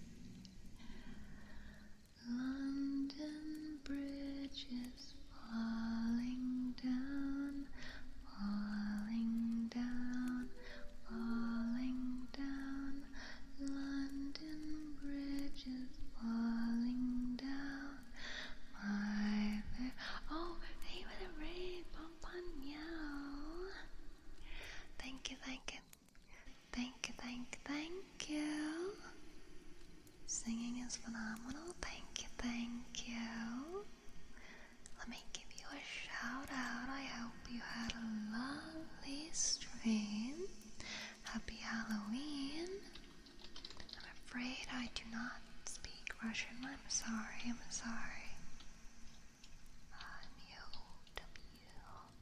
There we go. Also doing ASMR. Feel free to head to bed, get a drink, get some food, whatever you need. Take care of yourself. But hello. My name is Beatrice. I am a sleep ASMR artist. Another raid, oh my. I was just introducing myself in the last one. Hello, hello. Thank you for the raid, Stacey. Thank you, thank you, thank you, thank you, thank you. There we go. Oh wait, did I spell it wrong? I think I did. Reddits. Oh, I put too many letters. There. No, wait. Hold on. I spelled it wrong again. There we go. There we go. Yay. Hello, hello. Hope you had a lovely stream. But I'm Beatrice. I do sleep aid ASMR. Right now we're doing spooky songs in the game. But I'm also an anime artist. I drew and rigged my model myself and my background and lots of other things. We so far have done the hang tree, secret. I tried to remember this is Halloween. Right now we're doing London Bridge is Falling Down because I forgot that's supposed to be a spooky song.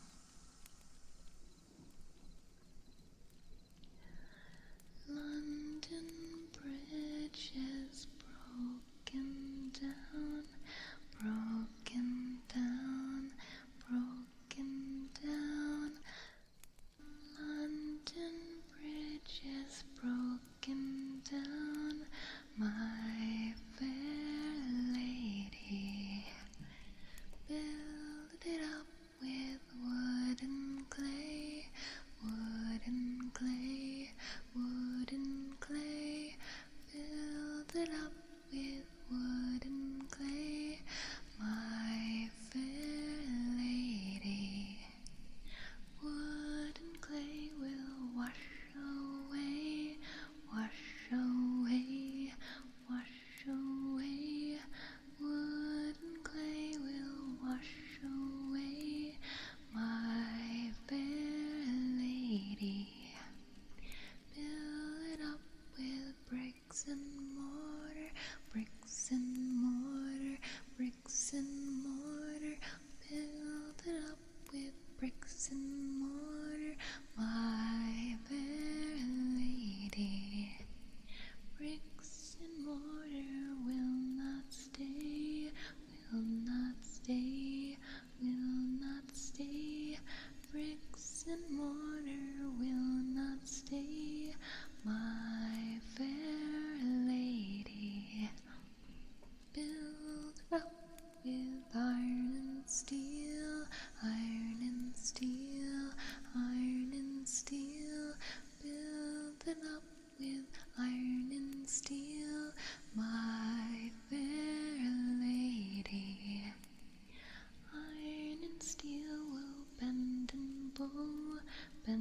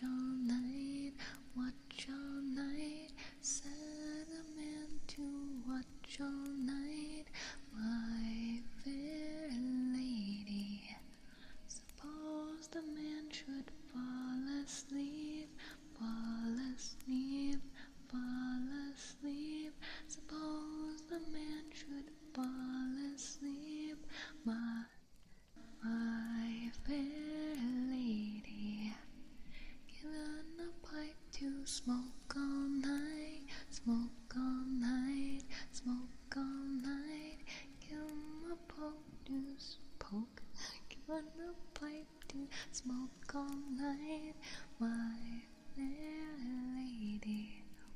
I guess it is kind of spooky because it's like about the bridge falling down.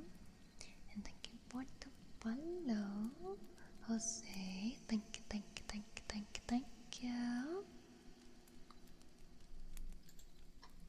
Dreams is a scary song, but also not really. I don't know where we're being scary. There's stuff that one story I made was super scary. Jordan, anyways, it's like a scary song. I think they've used it for a horror movie before.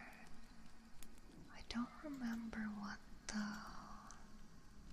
Trying to think of other spooky songs that I might know. Because we had the Got a Secret, can you keep it? Swear this one you'll see. Better lock it in your pocket. Taking this one to the grave. Better show you that I know you won't tell what I said.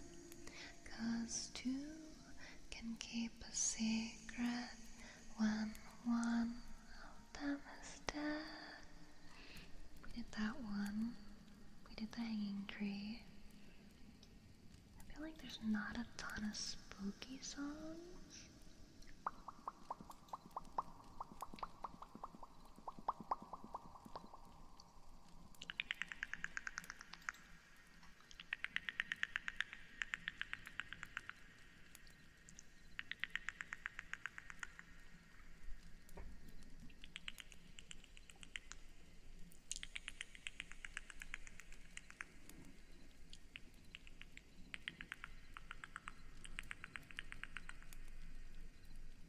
I can't think of any other spooky songs. The General was pretty spooky. The one that goes, come little children, I'll take thee away into a land of enchantment. I think you were the follow, Pon Pon Meow. Thank you, thank you, thank you, thank you, thank you. I don't know. Should we just do songs again that we've done before? Because they're really, like, there's tons and tons of Christmas songs. But I don't know about Halloween songs. I'm trying to think. Wait, Scooby-Doo. Hold on, Scooby-Doo. Yeah.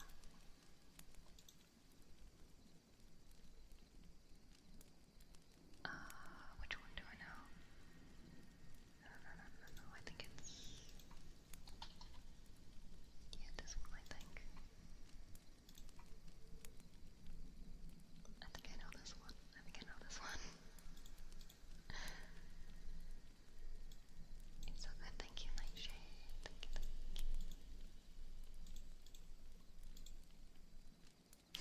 This is not really spooky. Sweetie. Hi, sweetie. You scared me.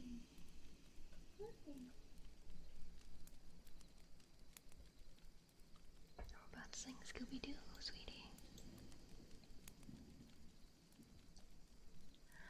What's new, Scoob? Oh, you scared me. Thank you. Forgot. I gotta figure out how to turn off the sound for that. It scared me.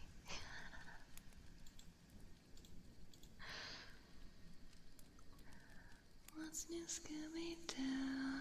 We're coming after you. We're gonna solve that mystery. I see you, Scooby-Doo. The trail leads back to you. What's new, Scooby-Doo? Yes, sweetie. Hi. Wanna sing with me, sweetie? That's a bit loud, yeah. It's cause Stream Elements is doing things when it's not supposed to do things. That's not supposed to be on. A raid! Hello! Momo Chinio. Hope I said that right. Welcome in. Welcome in. If you are well today, I'm gonna give you a shout out. Hope you had a lovely, lovely stream. I was just actually singing Scooby-Doo when my kitty is interrupting. Thank you for the follow. In the tuxedo mask. The tuxedo mask. Yes, sweetie. Yes, I love you, sweetie. I know I'm talking to the invisible people. So scary. Yes, yes, yes. But I hope you had a good stream. Get some food, water. Get to sleep if you need. But hello. Hi. I'm Beatrice. I mostly do sleep aid ASMR, and I am an anime artist.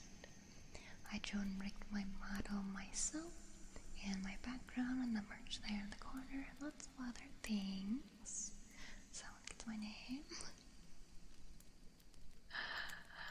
Do people not know? I feel like a lot of people know about Tuxedo Mask. I said so pretty, thank you. Stream is going well. We're trying to think of spooky songs. As far as how many people don't. Oh wow. Bee. Sweetie. Careful. Careful, sweetie. My cat is she's causing trouble. Thank you for gifting the sub, Toru. Thank you, thank you. Hello, 94. Yummiest. Yes, sweetie. Careful. Careful, sweetie. Yes, I know you love corners. I know you love corners. Are you okay with me finishing the song, sweetie? Can I finish Scooby-Doo? No, you're gonna get in the way of the screen. Okay, thank you. Thank you, sweetie. Oh, no, you're gonna knock over the camera. Beep. No. Scared me. Thank you. Thank you for becoming a member, Nigel. Thank you. Beep. No, beep. No, beep. Careful. Sweetie. No, sweetie, no. Sweetie, no. Beep. No, beep. No, beep. Sweetie, come here. Here, I'll move my keyboard. Here, beep. Here, look, flat open area. Sweetie. Hey. Beep. Hey, over here, sweetie. Look, there's barely more room right here. Clear stream, whisper, thank you. Sorry, B, sweetie, I love you, but I'm trying to stream. Okay, sweetie, can you move, please? That'd be nice. Sweetie, no, come here, B. B,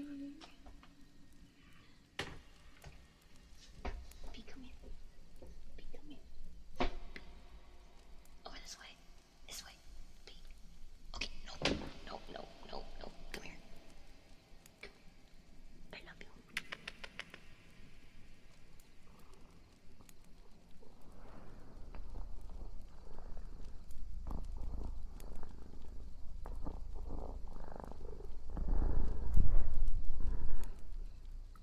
Yes, sweetie.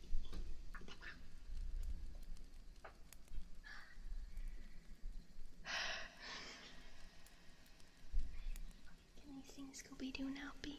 Please. I'd appreciate it. Okay. Back to what we were doing. My cat was in the way. What's new, Scooby-Doo? We're coming after you. We're gonna solve that mystery. I see you, Scooby-Doo. The trail leads back to you. What's new, Scooby-Doo?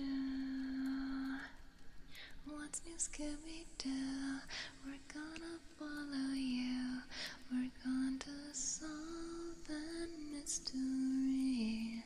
We'll see you, Scooby-Doo. We're coming after you.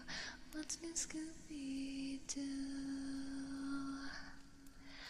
Don't look back, you may find another clue. The Scooby snacks will be waiting here for you.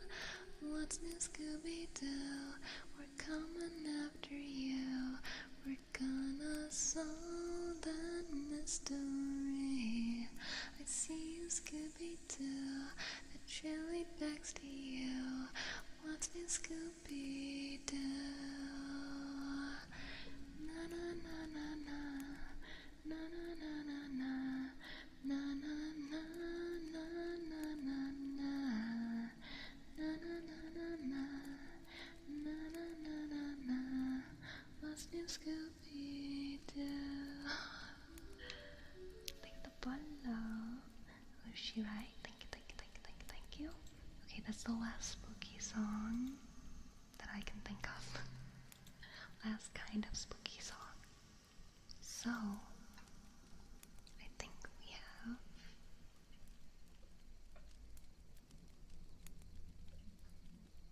have gathered enough crystals via singing.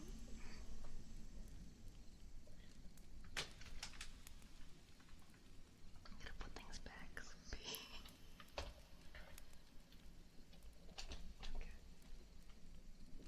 Now that we have done lots of singing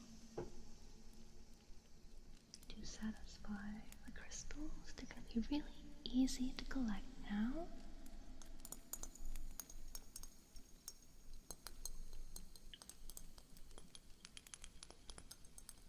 There we go, lots and lots of crystals for our brew.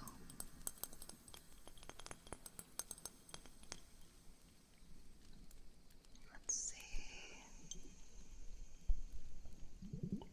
Okay, yeah.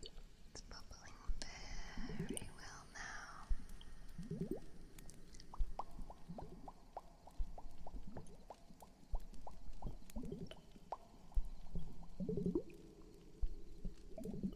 Yeah, very good.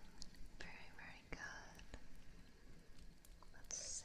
Let's get some Rockstat to it.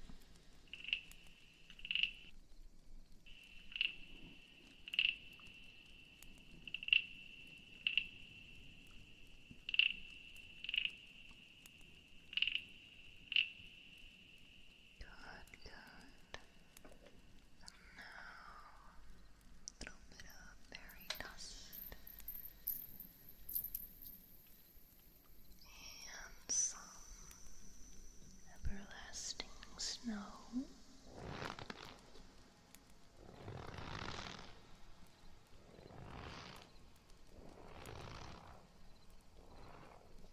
Okay, I think we are all set.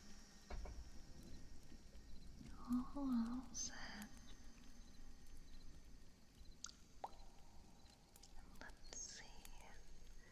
Let me have a try of the potion that we made.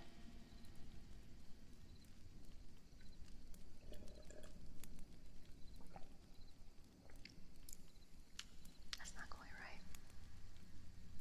I think I need to mix a little more herbs.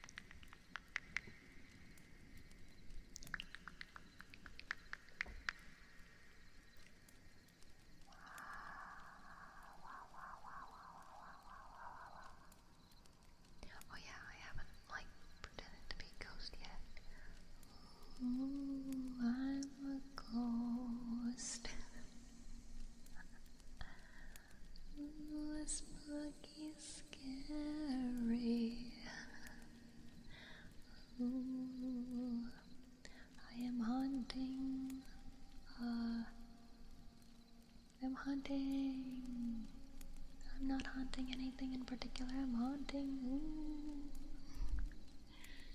Let's get to see library. I am a spooky ghost, here to haunt everything at once. Ooh, scary, scary ghost. Ooh.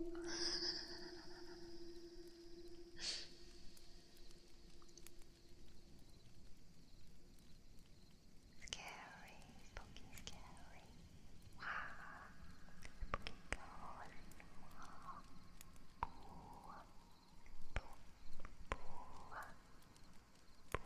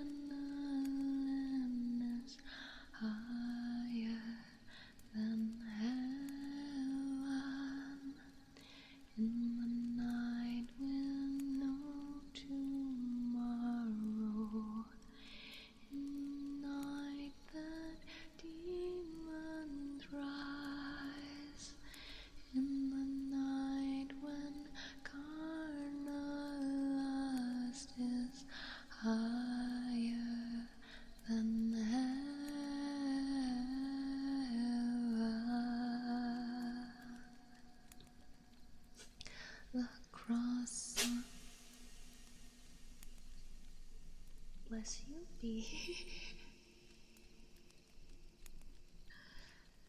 The cross on your wallet, demons inside. Yes, sweetie. We out of food, sweetie. Are you hungry? Are you hungry?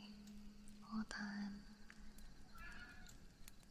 This all-powerful demon will pause their spell casting to feed you, my sweetie. 1 second.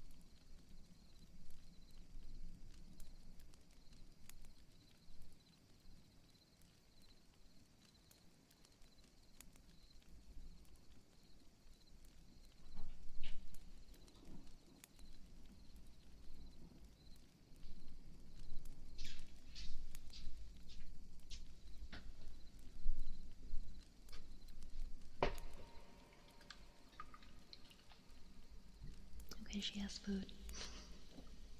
The demon is back. Our powerful demon is back to continue casting the spell of enjoy this song.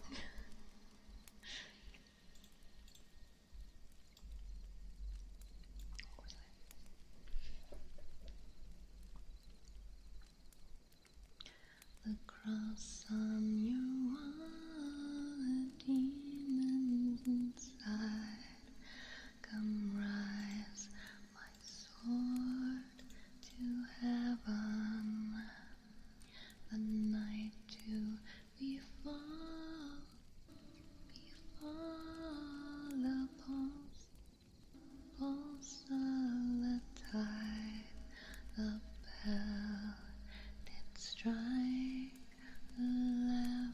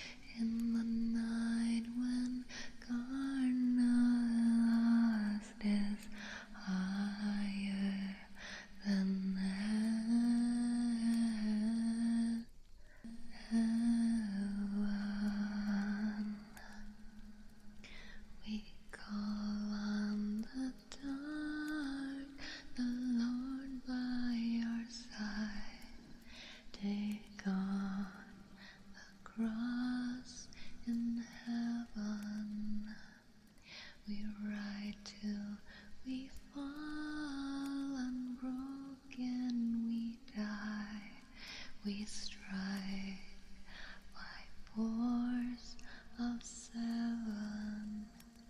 And when the night has come, no, we never will return. When the mortal bring resurrection, when the light has gone in the sacristy, we turn up high and wake higher than heaven. In the dark of night we go to heaven, higher than heaven. In the night we follow. Go. There you go, Belle. The sundown we call, in twilight we hide. The night we still remember. We pray for them all, and restless we fight, and know we won't surrender. And when the night has come, no, we never will return. When the mortal pray resurrection, when the light has gone in the sacristy, we turn up high and wake. In the night we break the sorrow. In the night we come alive. In the night adrenaline is higher than heaven. In the night with no tomorrow. In the night that demons rise. In the night when carnality is higher than heaven.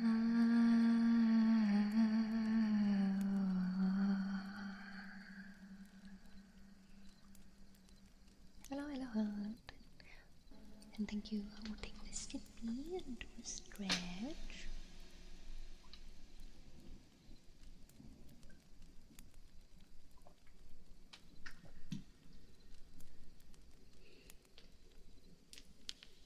Okay, the children also love the lullabies. Yeah, I like singing the lullabies, even though it's not really ASMR. It's like a little bit. It's like only like 10% ASMR, 90% like just singing. It's soft singing, so that makes it a lullaby. Let's do Sanctify the Dynamite now. Oh yes, on Halloween we shall do the songs that we always do.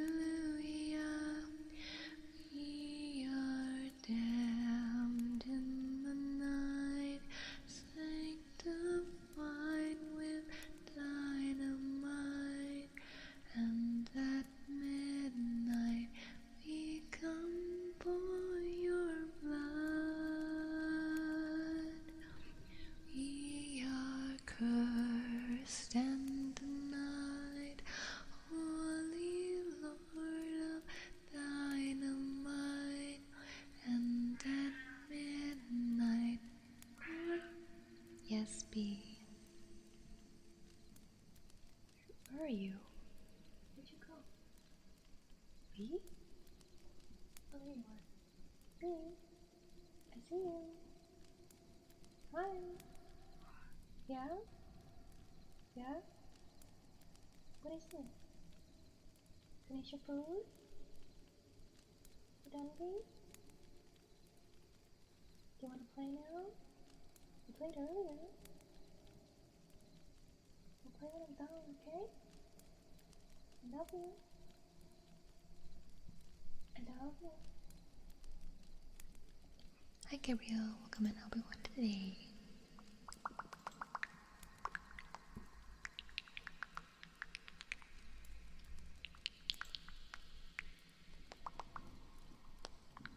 Let's see, what else could I do?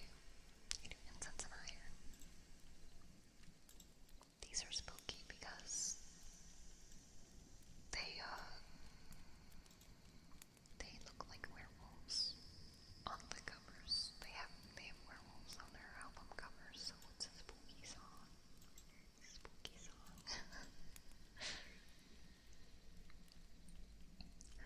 Follow the dead in the dark of damnation.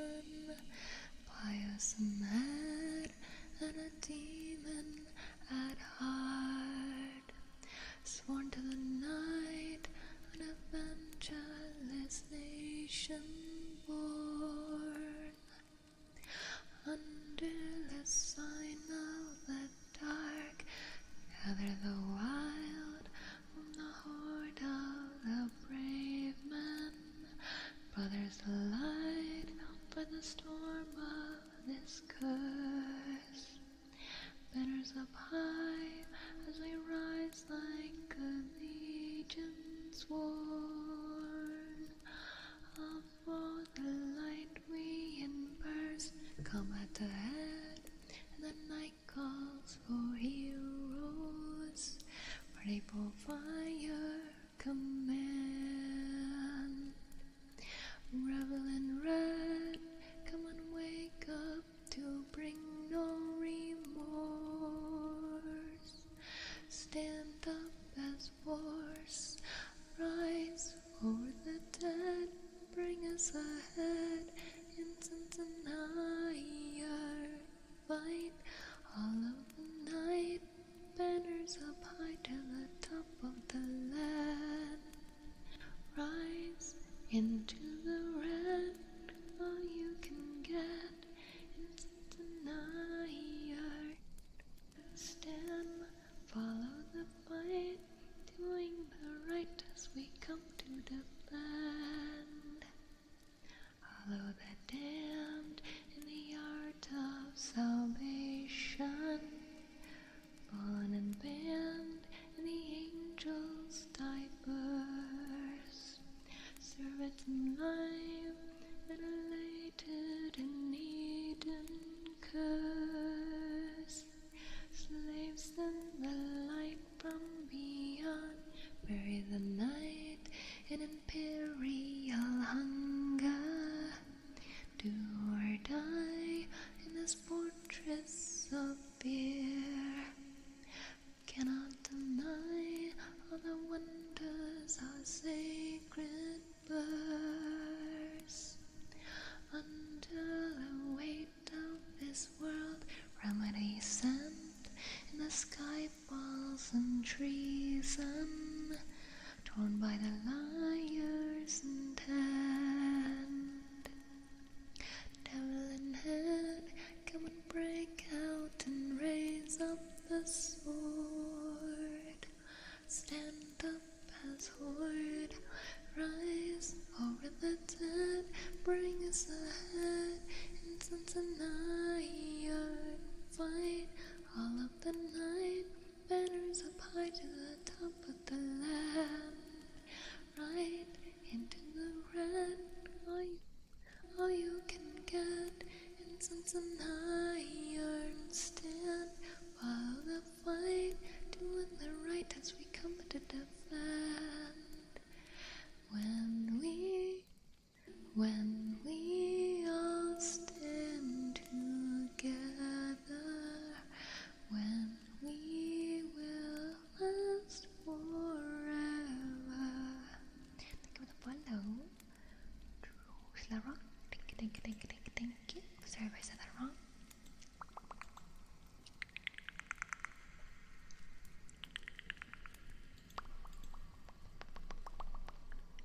What else is Halloweeny? Do I know Halloweeny songs? I don't know. Wait, I don't think I did higher than that. Did I?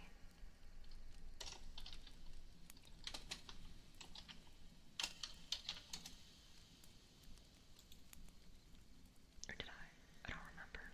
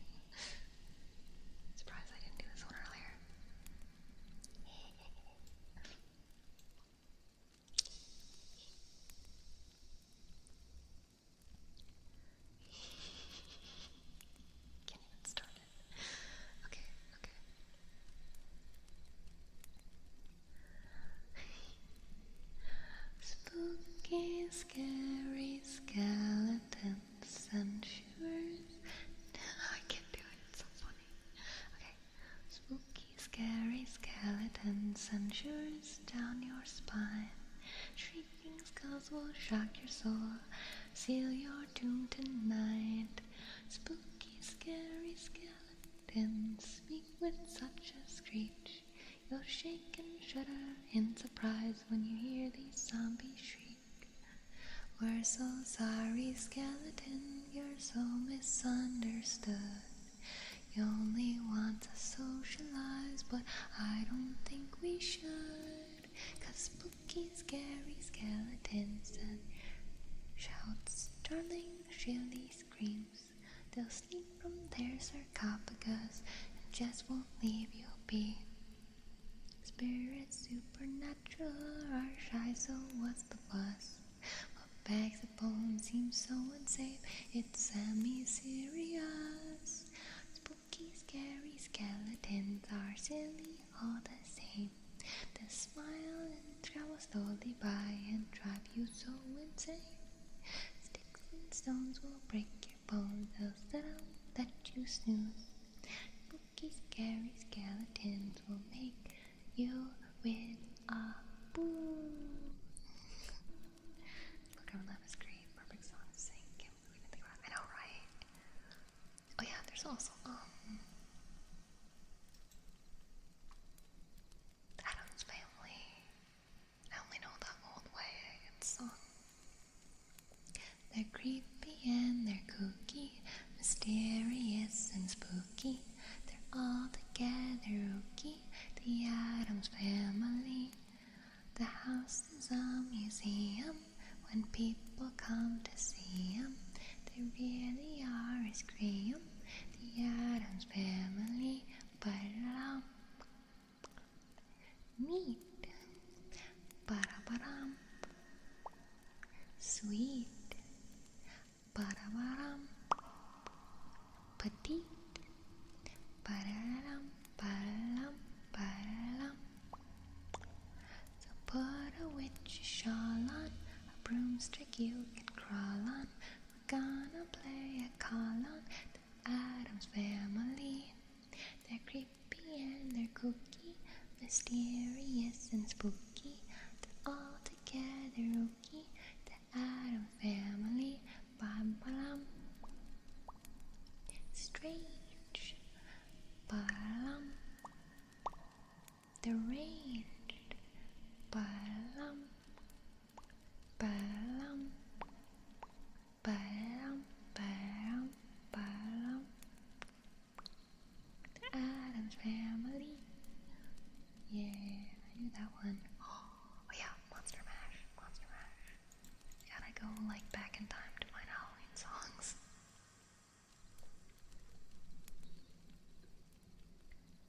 Do I even remember how this goes? I was working in a lab late one night when my eyes beheld the nary sight. This is more of a story than a song.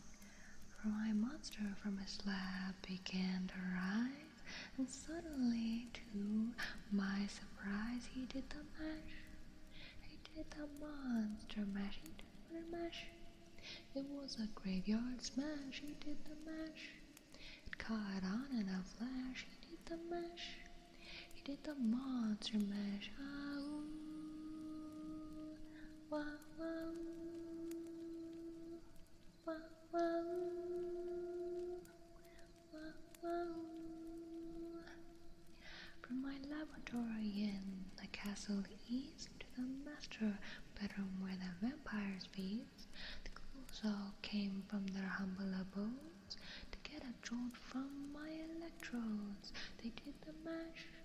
They did the monster mash. The monster mash. It was a graveyard smash. They did the mash. It caught on in a flash. They did the mash. They did the monster mash. Zombies were having fun. The party had just begun. My guests included Wolfman, Dracula, and his son. The scene was rockin'. I don't remember how this part goes. I was trying, but it's not working. They played the mash. They played the monster mash. The monster mash. It It was a graveyard smash, they played the mash. It caught on in a flash, they played the mash. Did the monster mash? It's like a werewolf howling. Wait. What is the werewolves? The werewolves in London. That's a spooky song, kind of. I think. I don't remember how this goes. No, yeah. Werewolves in London.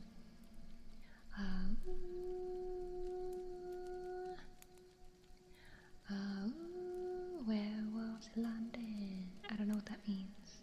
Like actual werewolves? Are there a lot of werewolves that live in London? I don't know. Song Scooby-Doo, remember? Terror Time again? Wait.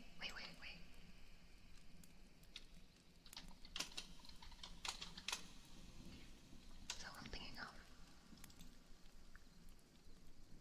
Oh, yeah. Oh, how does it go? I don't remember. Hold on. Thinking.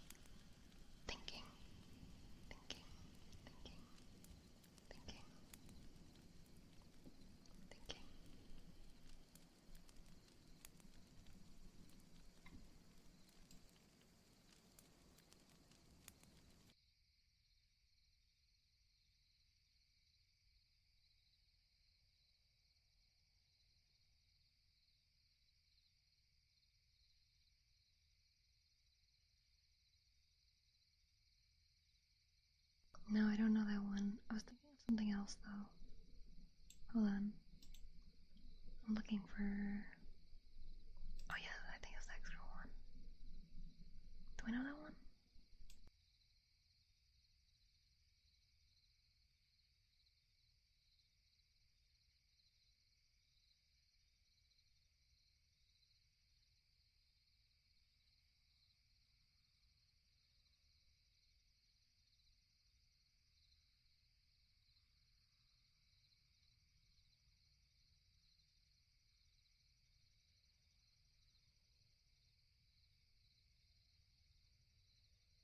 No, I don't know that well enough either.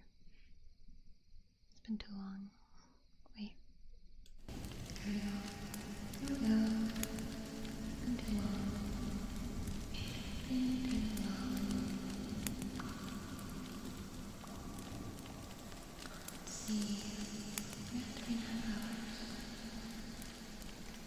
What the heck?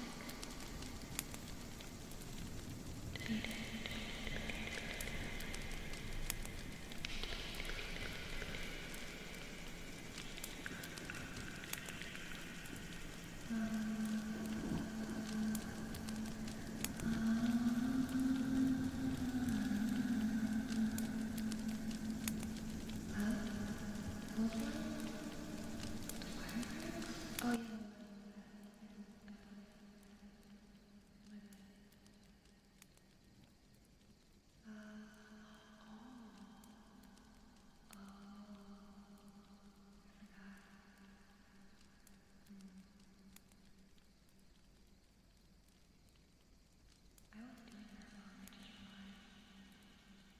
Because I had this on at the same time.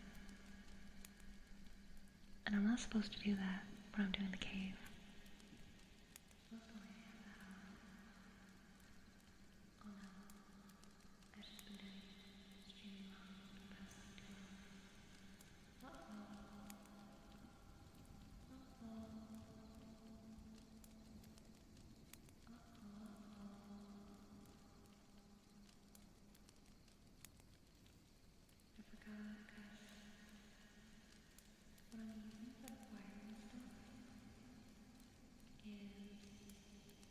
Might as well put this back on.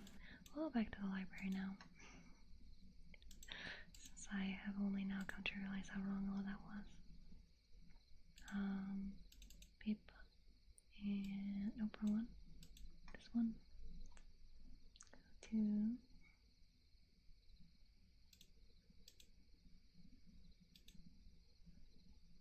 library. So um, what I use for the sounds, I'll put it back on. I have it record the desktop audio for it, and the program I use to do the echoes is also desktop. So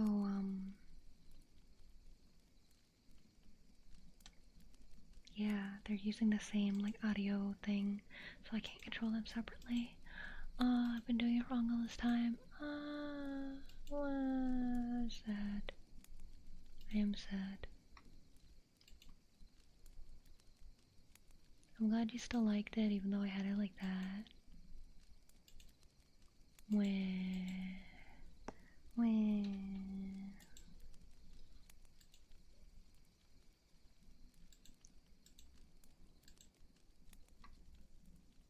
Sad. Sad. It's okay though. It's okay though.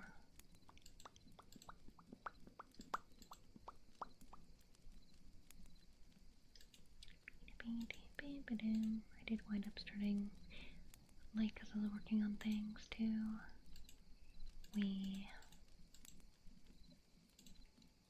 Debating. What? You can't do that. You can't do that. I was just looking to see who's like live right now for like ASMR, and there's just like one channel. It's like massages, but it's like it's showing the part that Twitch bans VTubers for, like the part of the hip. There's like way too much skin showing. And they're probably not gonna get in trouble. But the VTubers do.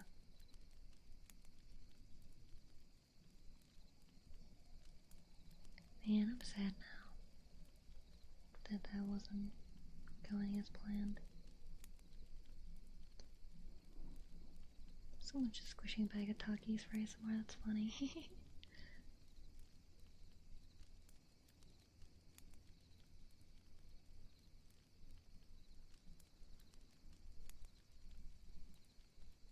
Well, at least some people are dressed up, I guess. There's ladies slurping as usual. Slurping.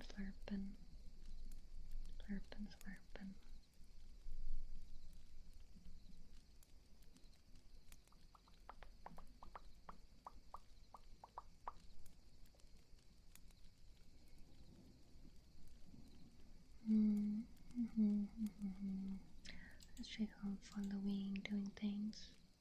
Beth, hello to your singing. Should have told me. Someone should have told me. Anyway, sad. Ooh, someone's Gentle Fox is doing the World of War. Or War of the Worlds. I'm pretty sure that's the one that someone read it on the radio and people thought it was actually happening and got scared.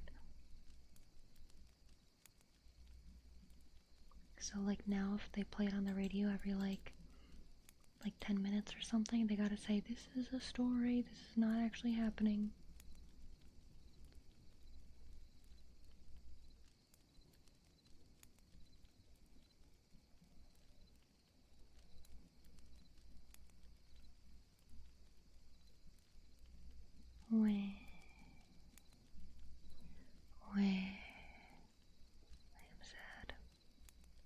I am sad.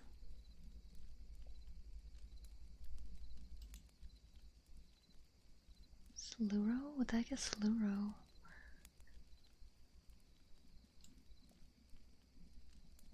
Is that a game?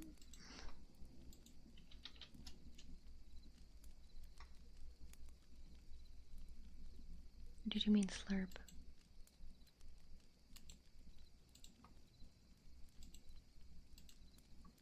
But I mean the lewd people who do like ear licking stuff. There's a lot of those. Actually, didn't notice. Actually, I can hear the reverb.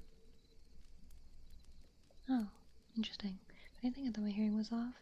Fell asleep for most of it? That's true. I too am tired. This is later than I usually stream. B was not happy about me streaming later.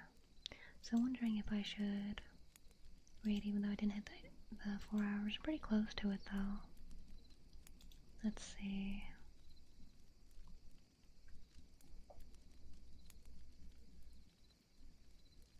Good raid. Be silly. She's always nice. Or dearly you. I don't remember which was the last one that I've rated. Do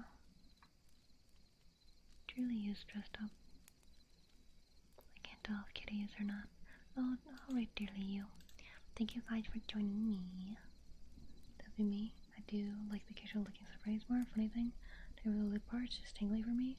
Like, I hear that a lot, and like, or see that a lot in comments and things, but I personally think that, like, it is still, like, pretty obviously lewd, and, shouldn't be in spaces that have children.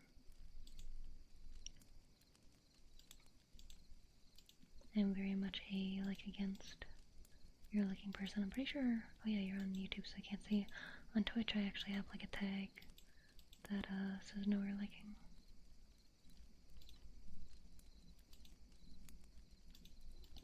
I just feel like it should be in adult spaces only. Okay. She's a person, yes, yeah. Thank you for joining me on Halloween. I'll see you guys later, tomorrow? I don't know. Did I do something? Do I have a schedule for tomorrow? I don't even remember. Oh yeah, tomorrow's Friday. Who knows what will happen? I'll see you guys later. Love you guys. Why?